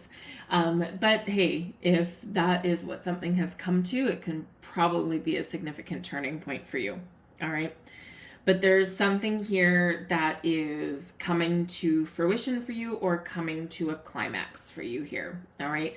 And this can be where you cleanse and purge and let go, and you make a decision to forge a new path or to find something better. Or this can be where something is a catalyst for change, which is not a bad thing necessarily, but it does get a little bit heated or a little bit fiery. This can be where something resolves that started in the summer. And remember, we had a long, cruel summer. We had Venus in retrograde, and it was in Leo. And I know for my summer in my workplace, oh man, oh man, oh man. Still doing a little cleansing and purging from that stuff, right? So it was not the easiest energy. And in fact, it was filled with all kinds of crazy stuff, right? So this can be where things kind of settle down a little bit, kind of come to a very big conclusion, right? It's like, we're done with this once and for all, and we're not going to revisit this again. So something is like a final decision, a final outcome, a final ending, whatever that happens to be. So that can be coming in there for you as well. But the Aries energy, Aries does take initiative, does make bold moves, is very courageous, and fights for what they deserve, fights for what they want. So you might actually be a guiding light for other people, or maybe you're your own best enemy and you're advocating for yourself. But remember, we do have Aquarian energy, which does tend to be about other people. So you could, if you've got a workplace that's doing y'all dirty, or they're not following through on their promises, or it's a toxic work environment or something, you might be part of the catalyst for change. We have the giraffe energy here for you guys. Now, giraffes, they're, kind of gentle giants for the most part, but giraffes can see things from a higher perspective. They can see the possibilities. They can see over the obstacles that we would normally see. They see over the treetops, right? So in this giraffe energy, you're invited to see things from a higher perspective, to look at the big picture, to see things from a different point of view. Also very much to trust your higher self and your instincts, your intuition. So there could be a little bit of an epiphany that's coming in here for you. You might get clarity for you, or you could just have this seeing eye that can see the possibilities, that can see the potential, that can see over those treetops onto the horizon that other people can't see, or the things that have been previously elusive to you. So you could have this little bit of insight that comes in. But keep an open mind, keep an open heart in this energy, and, see the big picture. And the thing is here, Scorpio, is that you do tend to see things a little bit differently than other people do. A lot of you are very spiritual. Pluto is your ruler. And so there could be some big changes for you, but this is very intense energy, right? With Pluto being your ruler, Pluto in Aquarius. So it's big sense of, I need to break free. I need to break out. I need to look at my future. I need to make some change, or maybe you need to be that advocate that encourages change in your environment around you, right? You could be the chosen one here, Scorpio. All right. So embrace your passion, embrace your fire, but also embrace a willingness to change, to let go, to evolve, to try something new, or look at things from a new perspective, right? Especially with that giraffe energy. Giraffes also take long strides, right? They can actually get places fairly quickly just by walking. They look like they're sauntering, but their legs are so long that they do take great strides. So you could be taking great strides right now, big steps towards your goals, towards your future. And yes, this may require leaving something behind, or your actions have a bigger impact right now. We have the Three of Swords here for you guys as your tarot card. So yeah, something here needs to change, needs to evolve, needs to be resolved. The Three of Swords is an energy of pain, of loss, of sadness, of disappointment, okay, of hurt.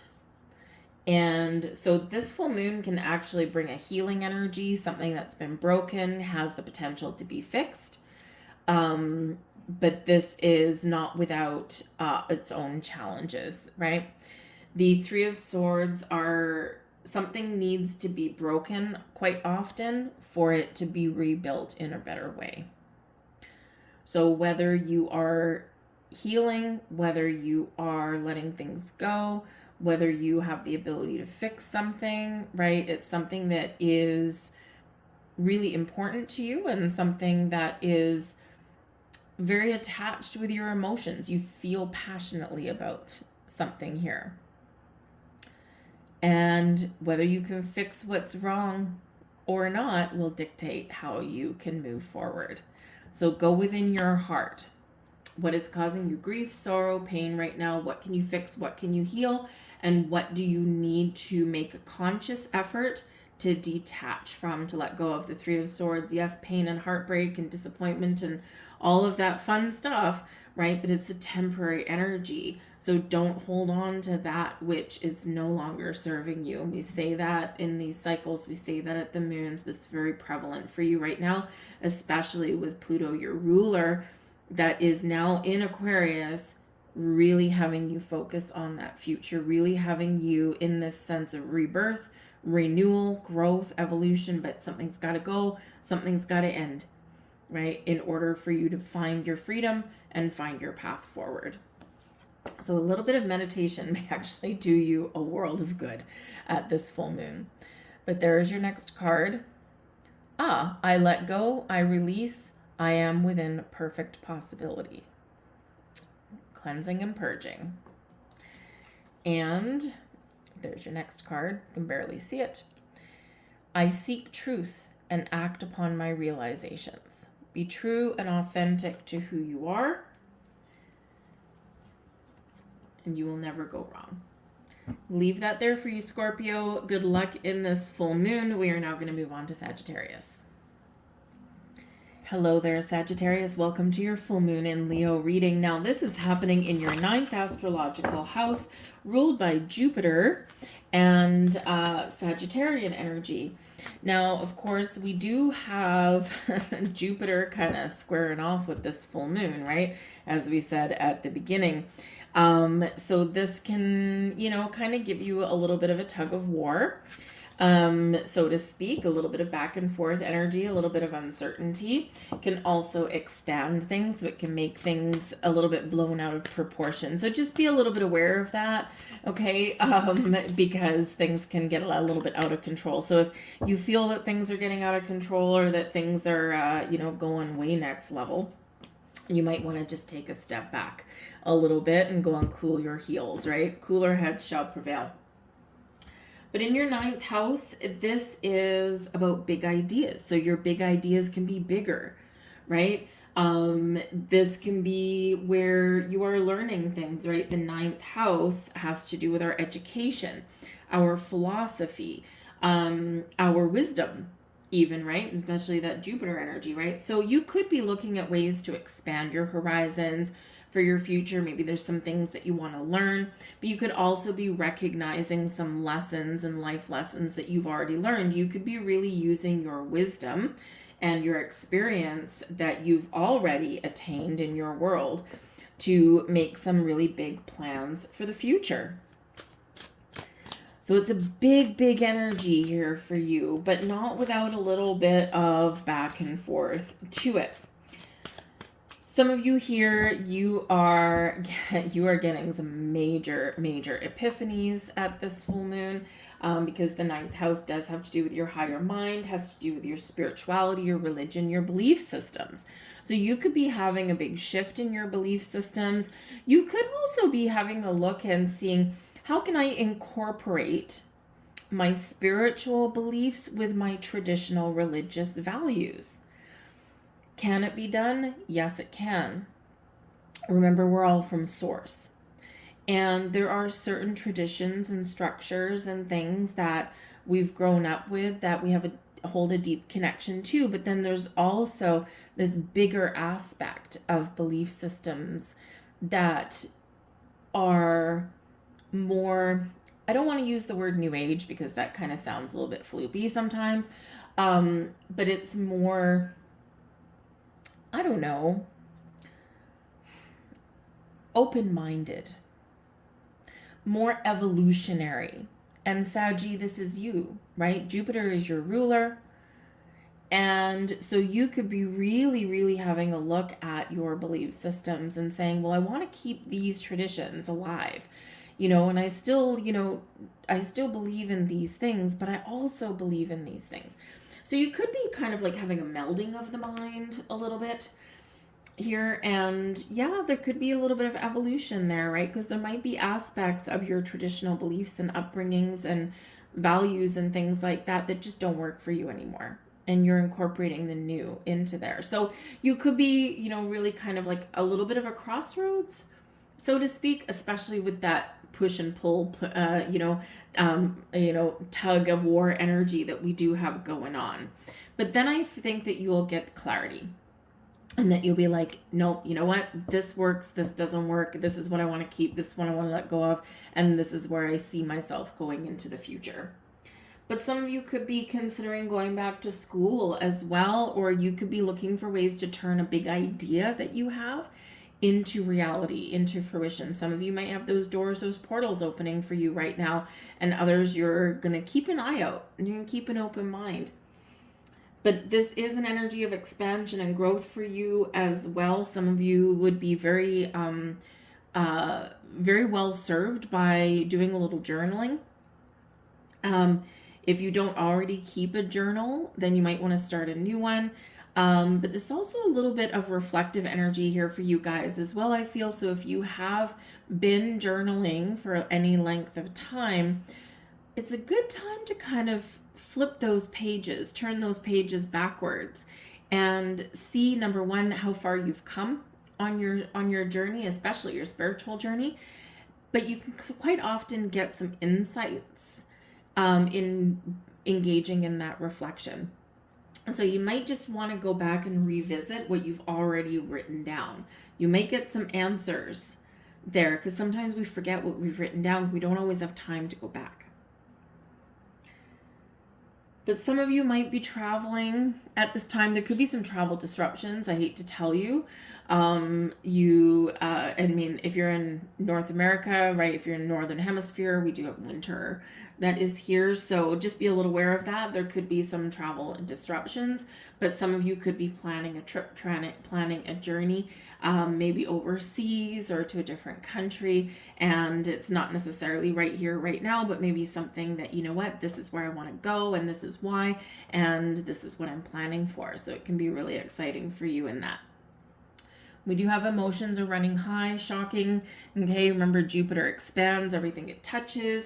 And so, yeah, you could be feeling quite emotional at this full moon, let's face it.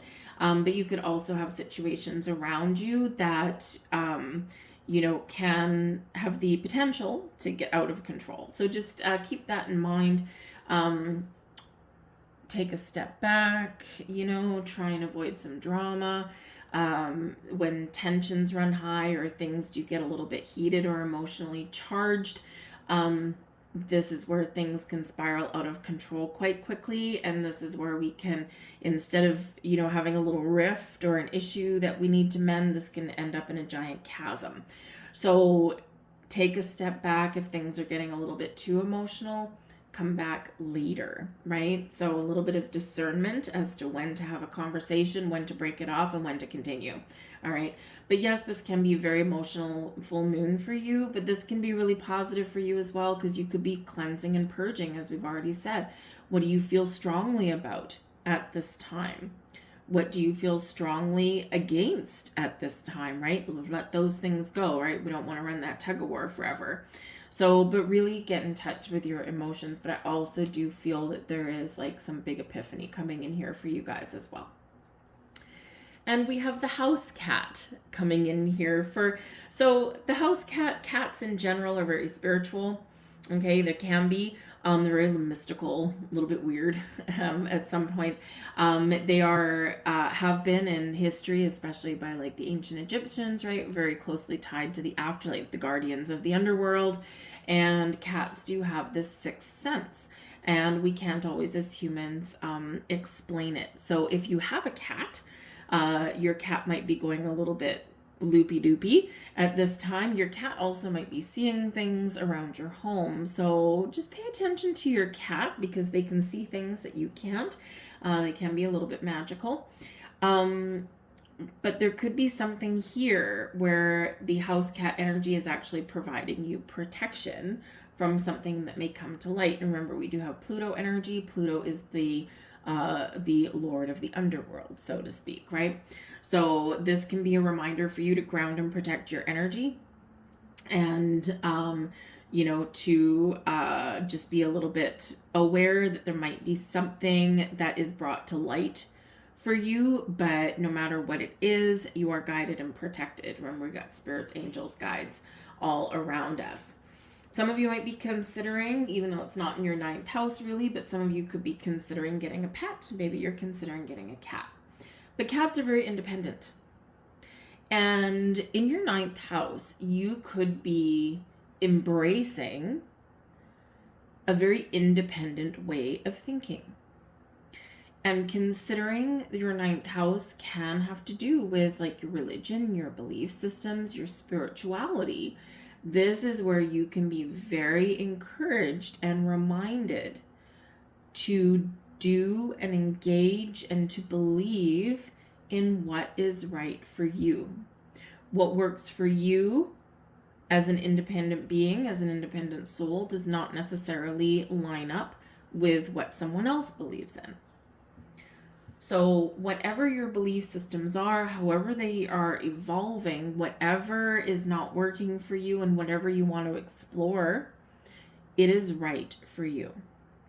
And I do feel that you're gaining a little bit of sense of independence from something. Instead of just following the beaten path, you might be forging a new path.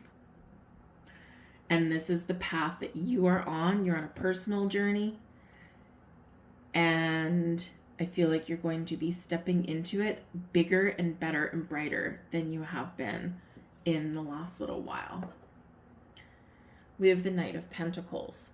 Some of you are headed out on a learning journey. The Knight of Pentacles can certainly be a quest for knowledge, a quest for something better, something different. This can be a quest for trying new things. The Knights are always on a mission. They always have a goal in mind.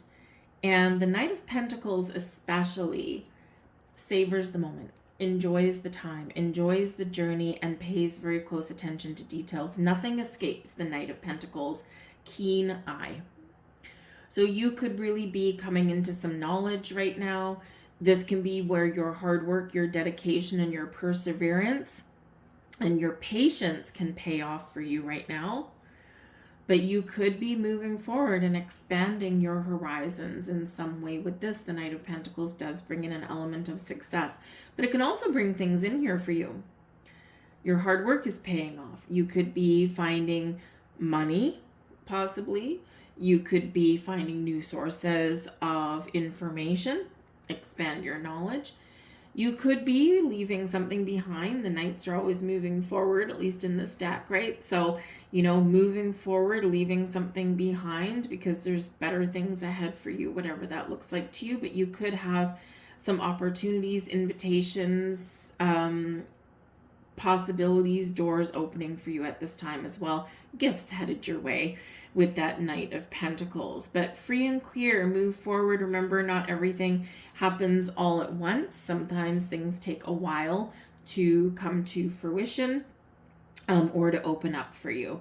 All right. So, you know, so be like this independent house cat.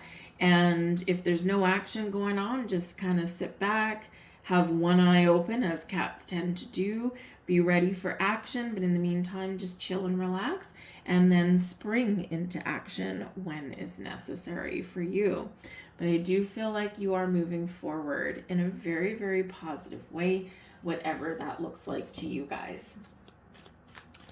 Let's get a couple more cards out here for you, Saggy.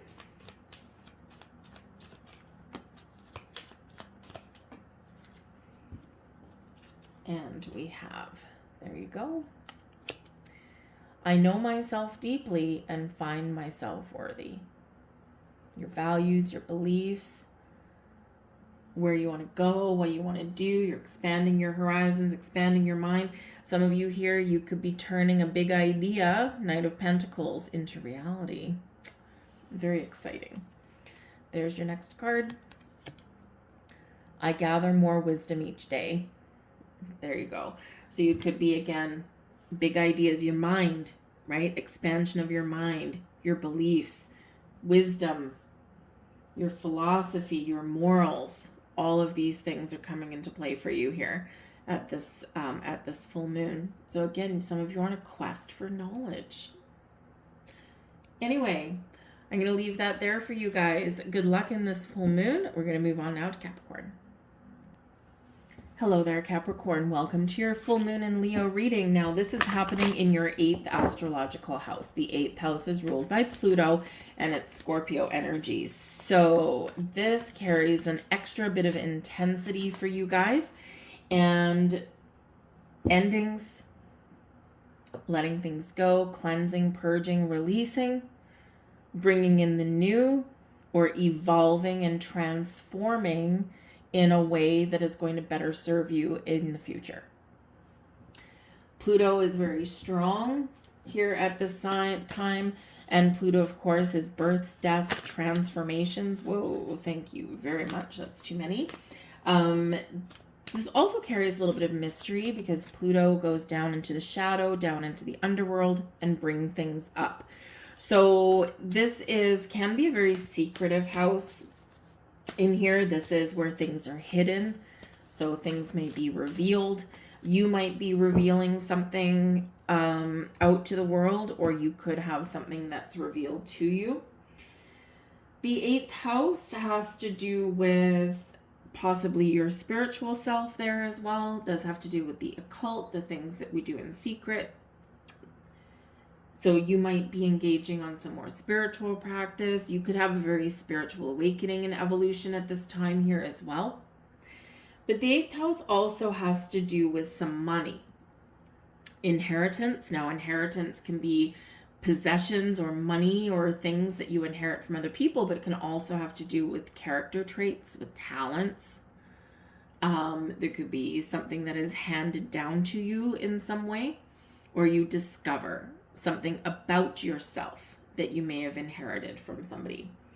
Also has to do with your loans. And now with the 8th house representing loans and shared or joint assets, this might be where you might be paying off a loan at this time, or in order to make the changes that you want to make, you might need to take out a loan. Some of you could be making some big shifts in regards to your money and your finances, especially that you share with other people. So this can be where we have a parting of ways of people and you need to hash out some sort of separation agreement. This can be where, your days of being independent in regards to your finances may be over, especially if you have a relationship that is moving up to the next level, like you're getting engaged or married, that kind of thing. And now you are joining your finances together. And this could be a really positive thing for you. But, if there is something there with joint assets, shared assets with somebody else, there could be something that has been hidden. Someone might have a little bit of credit card debt that they haven't previously revealed, student loans. This can be where maybe someone has a little bit of a shopping addiction, something like that, right? So something there in regards to your money and with other people and how it affects you. And it might be a new way of dealing with your money going forward. It might be that there is something that gets revealed that you have to deal with. It could be something hidden on your credit report, right? Something in those regards that can affect your finances there. But the 8th house can also be a fairly sensual house as well. So maybe someone has some hidden fantasies, some hidden desires there that could possibly get revealed.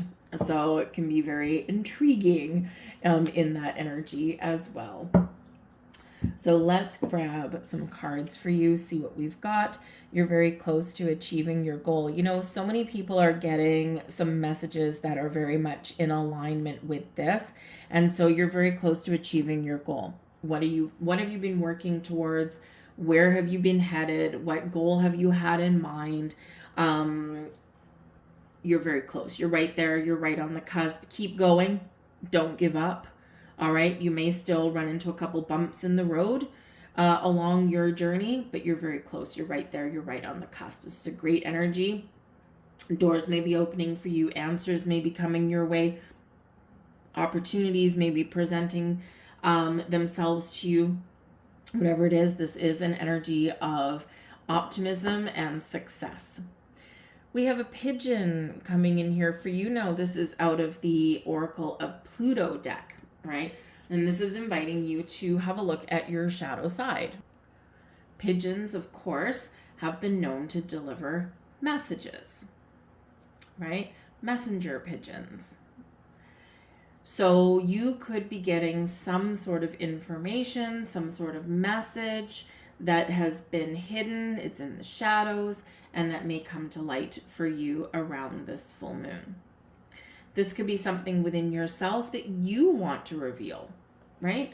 Is there a goal, a dream? Is there something that you want to talk about? Something you want to get off your chest? Is there something that you want to reveal, right? This can be you getting something out in the open. But I also do feel it's a little bit spiritual, especially with the pigeon energy coming in here, because this can be about a heightened awareness. It's going to also bring in a little bit more awareness of situations evolving around you, right? Situational awareness, if you will.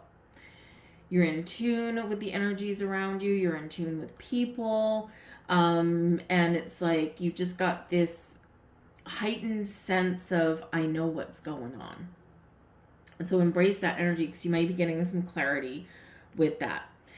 This is encouraging you to live in the here and the now, in the present moment. Remember, we all have goals, we all have dreams, we all have something that we want to get to, but we need to remember that the energy that we embrace, the actions that we take, and the decisions that we make in the present moment, in the here and the now, impact our tomorrow.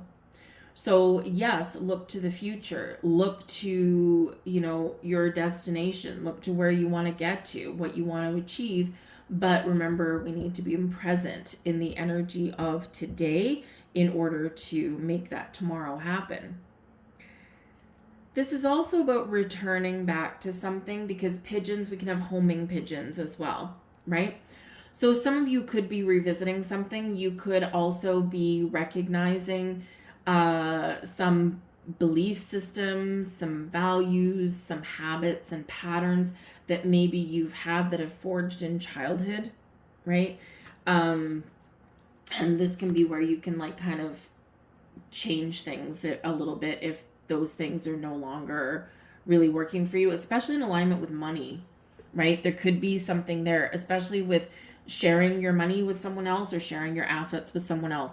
There could be some deep-rooted belief systems that you have had since childhood because of how your parents did something. And it can be that, oh yeah, they had one bank account, they shared everything, they had a budget, they had, this, that, and the other. And then we have certain people that we have our separate bank accounts and we put the joint finances for the bills in one bank account, but otherwise our money is our own. So you could have a whole bunch of different, possibly opposing belief systems, especially in regards to money and the things that you own with another person, right? And that's just one example of things that can be from your childhood or from your past. So you might be changing something there. You could need to go back and forth a little bit, all right? But communication may very much be the key for you. Open, honest, truthful communication, not just with yourself, but also with someone else, can really set the stage for what is to come next, what the next stage of your journey is. And don't forget financial discussions with people, if that's the case for you. It's very important to be honest, right? Because things come to light at some point anyway, and you may as well get it out in the open now. We do have the Four of Wands coming here for you guys. So yes, there's certainly something here. There's a sense of achievement, a sense of accomplishment here. The Four of Wands, some of you are getting engaged or married. It is a card of celebration, of parties, of coming together, of heightened commitment, next level. So if that's you, congratulations, right? Maybe some money things or, where you live and things like that, you probably have to work through. But with the Four of Wands, it's a very positive card, right? Filled with celebration, happiness, joy, abundance, success, all kinds of wonderful things. So celebrate wherever you happen to be. You may have a really good outcome, or you might be able to come to a really good resolution. The Four of Wands is where we feel like we're grounded, we're stable, we're secure, we've got a good foundation. So trust in the foundation that you've built, whatever is going on around you, all right? Because there's things that we surround ourselves or that we fill our world up with that are just clutter, or the little trivial things that don't matter. It's the strength in the foundation that we've built that is the most important, right? And anything else can get blown away in a storm, but our foundation remains. So this is a great one of focusing on the foundational energy that you have built or that you are building in your life. But the Four of Wands is known as the 1111 card, right? Your wishes, your goals, your dreams may come to fruition, or you are focused on making them happen, and very positive in that energy. So this can be really great energy there for you guys. Let's get a couple more cards for you guys. So I think something is changing for you for the better. You might need to work through some things. You might have a couple little challenges that do come up. But I feel here that if you know what you want and you're focused on a resolution and you have that positive mindset, then things will tend to sort themselves out in whatever way is best for you. There's your next card. I let go of the anxieties of others. Micro moon, tiny, the little things. Interesting that we got that. Remember, it's the little things that we can let go of, but we still have our strength in our foundation. Very interesting. There is your next card. I enjoy the serendipity of life. The unexpected can be wonderful. Blue moon. Expect the unexpected, and sometimes the things that catch us off guard or the things that we didn't even think about or didn't even know, they can shake things up a little bit. They can be challenging, but they can also be wonderful sometimes. So you might get a little bit of a surprise somewhere around this moon. I'll leave that there for you folks. Good luck in this moon. We're going to move on now to Aquarius. Hello there, Aquarius. Welcome to your full moon in Leo reading. This is all about relationships for you guys. This is happening in your 7th astrological house ruled by Venus and Libra. So, are the relationships in your life healthy or hurtful? Are you feeling like you are connected with people around you, Aquarius, or have you been feeling yourself drift away? Are you spending time with the people that you care about, or have you been a little bit in hermit mode? This full moon will bring a little bit of clarity to relationships in your life. Some of you are very much bringing an end to some relationships. This can be friendships, business partnerships, and yes, romantic partnerships there as well. But we do have an ability here to clear the air and to get things out in the open and to reconnect and rekindle something here as well. We can also embrace the energy here of transforming relationships, forging higher level of commitments, again, reconnecting with people, and maybe taking a relationship up to the next level. The 7th house also has to do with contracts. Now, interestingly enough, the second I say the word contract, I get the word broken. So broken contract. So contract is like promise, right? Usually with a legal ramification to it in some way. So yes, there could be an energy here of needing to break a contract, break a commitment. And Pluto, full moon, you, freedom, the future, right? Something may come to light. We've got big shifts in energies, and we do have endings, right? So yes, there could be something here where maybe you are deciding that you don't want to move forward with a relationship anymore, and it might be a business one, right? Something that you are contractually obligated to, or that's something you've been committed to, and it can be a marriage, right? So, yes, if you've been separated from somebody, perhaps now you head down the road to divorce, or but again, you may have a possibility of having a rebirth at the same time. So starting over, starting fresh in a relationship with a person or with a situation. So you could have a second chance possibly at this energy, but you're only going to know that, right? So dig deep. What do you want? Where do you see yourself in the future? The relationships that you have, the connections, the partnerships that you have right now, again, are they working for you or working against you? So you could have a huge disruption in your life, some of you, and you could have a lot of blessings in your life there as well, right? So make sure that whatever you're doing, at the very least, this moon brings you personal power, has you recognizing where you have been sacrificing all of yourself and not getting anything in return. And this is bringing you the need to find a little bit of freedom from restriction, freedom from fear and worry and doubt. So you could be revealing something, you could be just recognizing something within, getting that clarity that you've been looking for, and making some very, very important decisions. Whenever we get into the 7th house with relationships, it does get a little bit emotional, right? The things that we're committed to, the people in our lives, the people that we love, the people we don't love, right? Because the 7th house can also sometimes have to do with your enemies. So let's have a look and see what cards we've got coming in for you. We've got full moon in Leo energy. Don't let pride get in the way. You are the only sign so far to get full moon in Leo card. So we already know that this full moon is going to have a little bit of degree of intensity for you guys.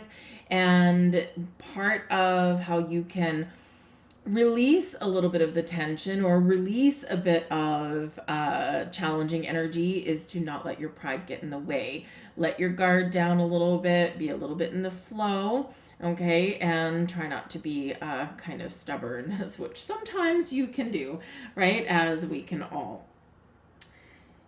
In relationships, it's important to be open to other people's perspective and point of view. And in the Leo energy, we need a little bit of discernment.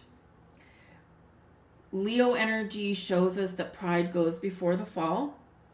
Shows us that, yes, sometimes we need to be courageous and brave. We need to really be a little bit fiery and intense, and we need to get ourselves out there, make our opinions known, and all of that stuff, right? And we need to be very passionate about our convictions, that kind of thing. But we also need the discernment to know when to take a step back, Know when to speak, know when to be quiet. Know when to be fiery and intense, and know when to be kind and compassionate and patient, right? So it's a very important energy to embrace. So even if you've got some challenges going on in a relationship of some kind, right, make sure that you are allowing the other person to be heard, right?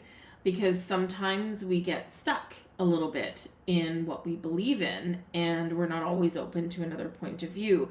You are known for having an open mind, but sometimes we can be fiercely independent in that Aquarian energy as well. So whatever your situation is, don't let pride get in your way.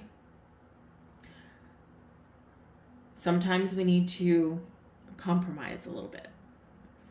And in your 7th house, part of relationships is balance and equality.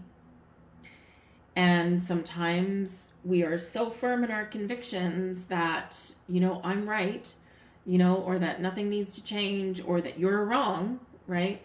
Sometimes we need to take that step back. So whatever your situation is, focus on finding balance and equality. Focus on, hearing someone out or seeing someone else's point of view. And if there is something that really isn't working for you, okay, don't let pride get in your way of making the change that you need to make. We have Snake coming out here as well, and Snake is out of the Oracle of Pluto deck. Now, in divination practice, and of course in spiritual practice, the snake can represent either something really positive, something really good, or it can represent something nasty, something that we don't want, right? Think about when we use the terminology like with snake in the grass, right? Or that snaky behavior, right? That kind of thing. But the snake can very much represent the divine feminine. It can bring in an energy of spiritual awakening, spiritual healing, and healing on many levels. If we look at the medical symbol, right, the catechus, right, it's got a snake on there for healing. If we look at the hermit card, right, the staff quite often is shown with a snake wrapped around the staff. And so the snakes do represent a healing energy, because as we go through times of growth and rebirth and evolution, we shed our skin. And this is encouraging you to find the healing element, to recognize that sometimes to grow, to evolve, to repair, we do need to shed something that if we hold on to is going to cause sickness and disease and ill health, mentally, spiritually, emotionally, physically. So as far as relationships go, whether it's relationship with self, relationship with spirit, relationship with people, whatever it happens to be for you, this can be a time where something needs to be shed. And either we shed something, we let something go, and then we move forward, slither away like the snake, and let it go 100%, and we forge our new path. Or whether it's something that is a painful, challenging, and perhaps long drawn out part of the evolution of that relationship, can go either way, right? So whether it's healing, growing, evolving, or whether it is letting something go once and for all so that you can forge a new path forward, you are making the decision that's right for you. But the divine feminine energy that comes in with the snake, this is about being open and receptive and being willing to make change, being willing to find compromise, or being willing to accept what is, accept what has been, and accept what will be. But the snake can have that little double connotation there, that yes, there might be something here that catches you off guard, catches you by surprise, something that is a little bit challenging. Snakes can represent in some aspects, like I read Lenormand as well, and you don't want the snake, right? The snake card typically is not a positive card. You don't want it, right? It's something lies, deceits, and betrayal, something where someone is being a little bit snaky, right? That kind of thing. And a surprise that is something that you might not necessarily want to have to deal with. So some of you could be dealing with something that you didn't quite expect, or something that's been lurking in the shadows, and something that's not totally positive, but there is a potential here to heal that situation and move forward from it, whatever that looks like to you. You are the second sign to get the Tower. I don't actually remember which one was the first one. It may have been Virgo. Actually, yes, I think it was Virgo. So some of you may have Virgo in your chart, or you're dealing with a Virgo person, but the Tower, cleansing, purging, releasing, letting go. The Tower invokes change, sometimes something sudden, unexpected, sometimes something that we don't want, something that we didn't see coming. Sometimes this is an epiphany and a revelation. Whatever it is for you, the Tower shakes things up, rocks you to your core, and really does give the extra energetic boost to let go, cleanse, and purge anything that isn't working anymore. Whether it's habits, patterns, belief systems, whether it's people, relationship situations, whether it's that old argument that someone just won't let go of, we're now letting it go. Once and for all, cleansing and purging. We're left with a foundation. We're left with the strong stuff, the stronghold that we've built. But all of the other stuff, all of the clutter, all of the old arguments, all of the old emotions, all of the old icky stuff that's just not going to work for us going forward. Fresh start, clean slate, because we're making room for a new and better way going forward. This can just be in you, a sense of self, right? This can be actual letting go, cleansing, purging, or like that snake, right? Do we let something go once and for all and move forward and evolve in our relationships, in ourself, in our situations? Or do we completely let something leave something behind? Whatever it is for you, there can be a spiritual awakening here with this, a big one, big one, okay? Massive shift for you. This can bring in an ending, but it's leading the path to a better tomorrow and new beginnings for you. So not only do we have Pluto energy, we got Mars coming in here as well.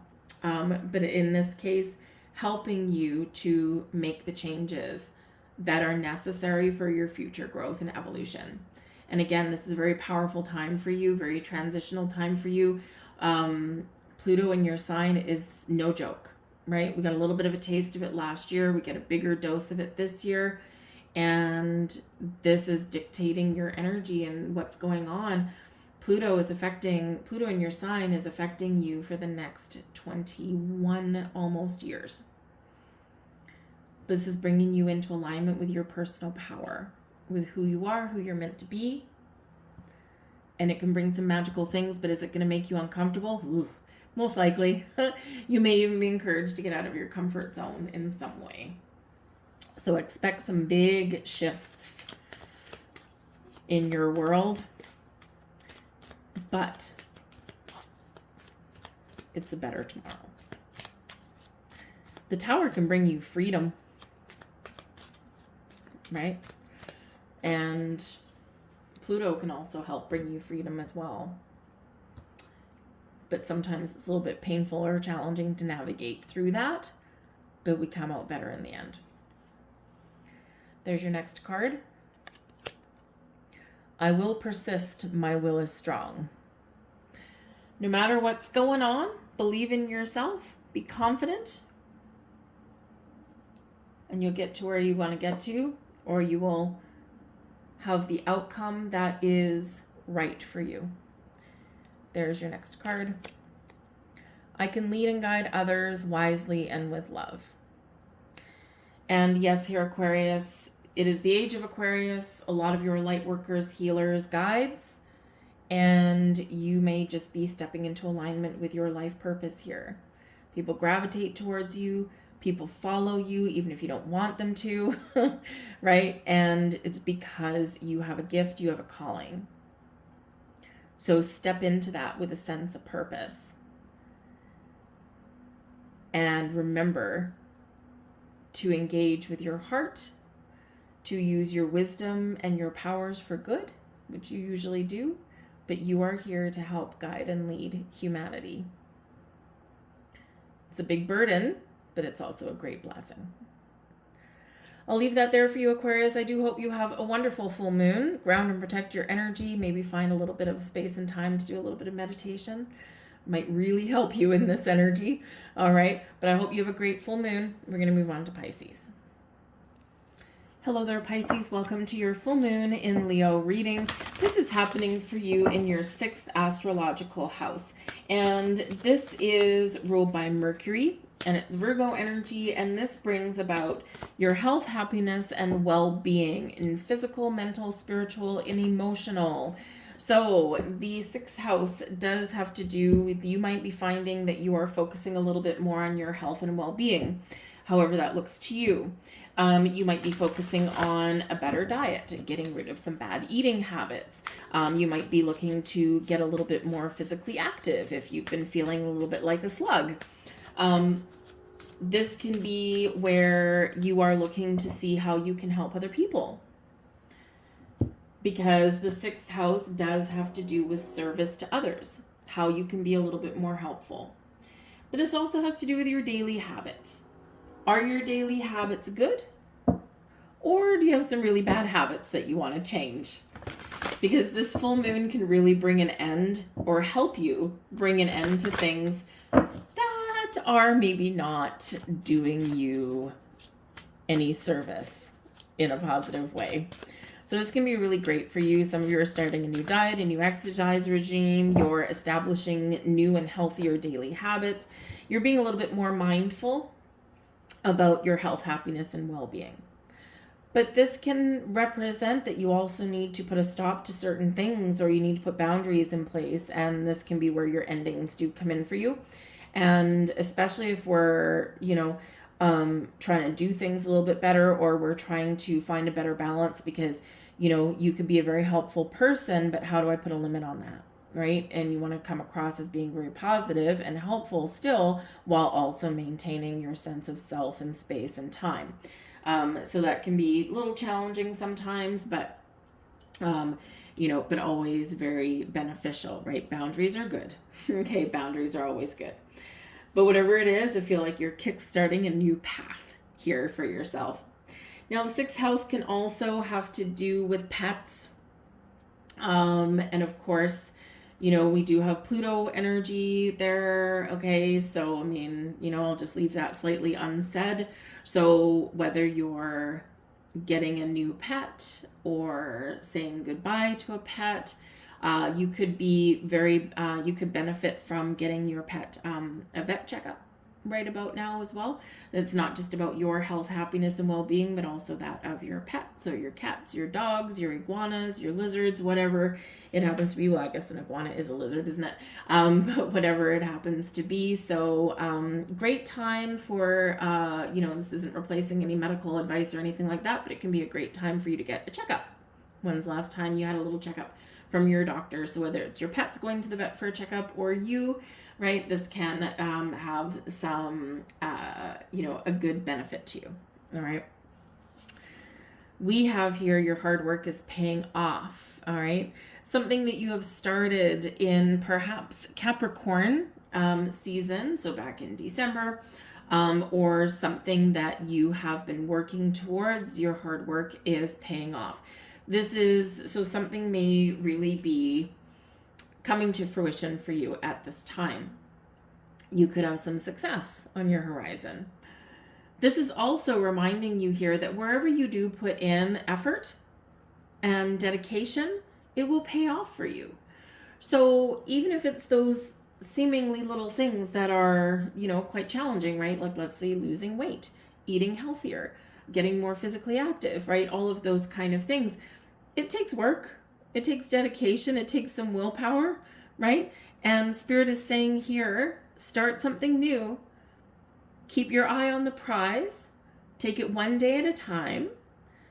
Don't shy away from a little bit of hard work, and it will pay off, and you will get the results that you're looking for, or even something a little bit better. So be stubborn. Be a little bit stubborn, like some Capricorn energies there. Capricorn's always focused on their goals, right? Put a plan together, write something down. We have the Fox energy coming in here for you guys as well. Now, the Fox energy is always quite interesting because we know, wily like a fox, right? Sometimes foxes, they can like to have a little bit of fun. If you've ever looked at some fox sanctuary videos and everything, they're really quite amusing. You can't house train them or anything like that. You can train them a little bit, but they are very wild animals, right? But a fox will typically do whatever it takes to get what they want or get what they need, right? They break into the chicken coop to get the eggs to feed their family or to have a meal, right? They don't do it to be bad. It's just part of their instincts. So the fox can really say to you to trust your instincts and to dig deep, to do whatever you need to do instinctively to get to where you want to go and to achieve a goal. The fox can sometimes represent that there might be some underlying issue, something that is wrong, something that is a little bit, might sneak up on you a little bit like a fox would. So again, in your health and happiness and well-being, it might be a really good time for you because there's things that are hidden, right? So it might be a really good time to get that dental checkup, get that doctor visit there, just to make sure that there's no underlying issues or anything like that you can't see. But a fox is known as a little bit of a trickster energy, right? And again, something that you can't see, something that is a little bit sly like a fox, right? That kind of thing. So something may come to light for you. You might get clarity on something here around this full moon that you need to see if you can trust what it is that you're experiencing or trust what someone is saying. Now, for some of you, you could be letting go of some trust issues with other people or within yourself, right? This can, again, encourage you to do whatever it takes to accomplish your goals, right? As long as you're not hurting anybody, right? We don't want to advocate for that. No siree, Bob. But just be a little bit aware of your surroundings because as is the full moon, sometimes there's an illusion that is created, right? And when we look at things in shadow, right? Shadow can cast illusion, right? Here we've got, it's a great imagery for that because we've got someone making hand puppets. And then what you see here in the bright light is not the same as the shadow that it casts.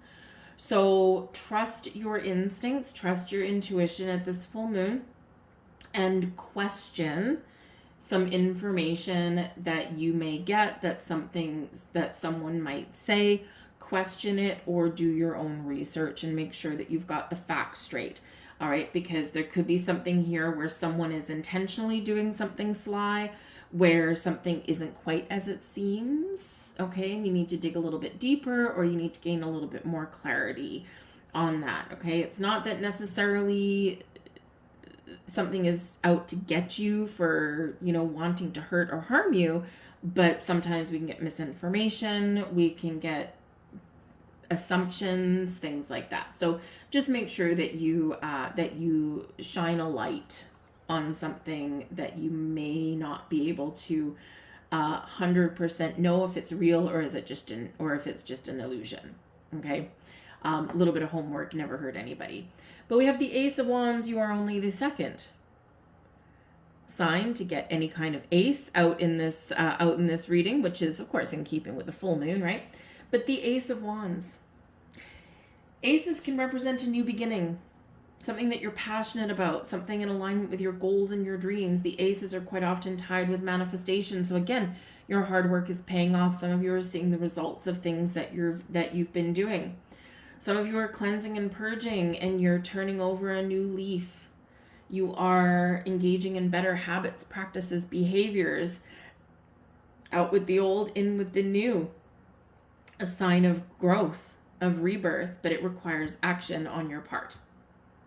The aces bring in a fresh inspiration, fresh energy, fresh way of thinking, new opportunities, doors opening for you, and some exciting things in your world here as well.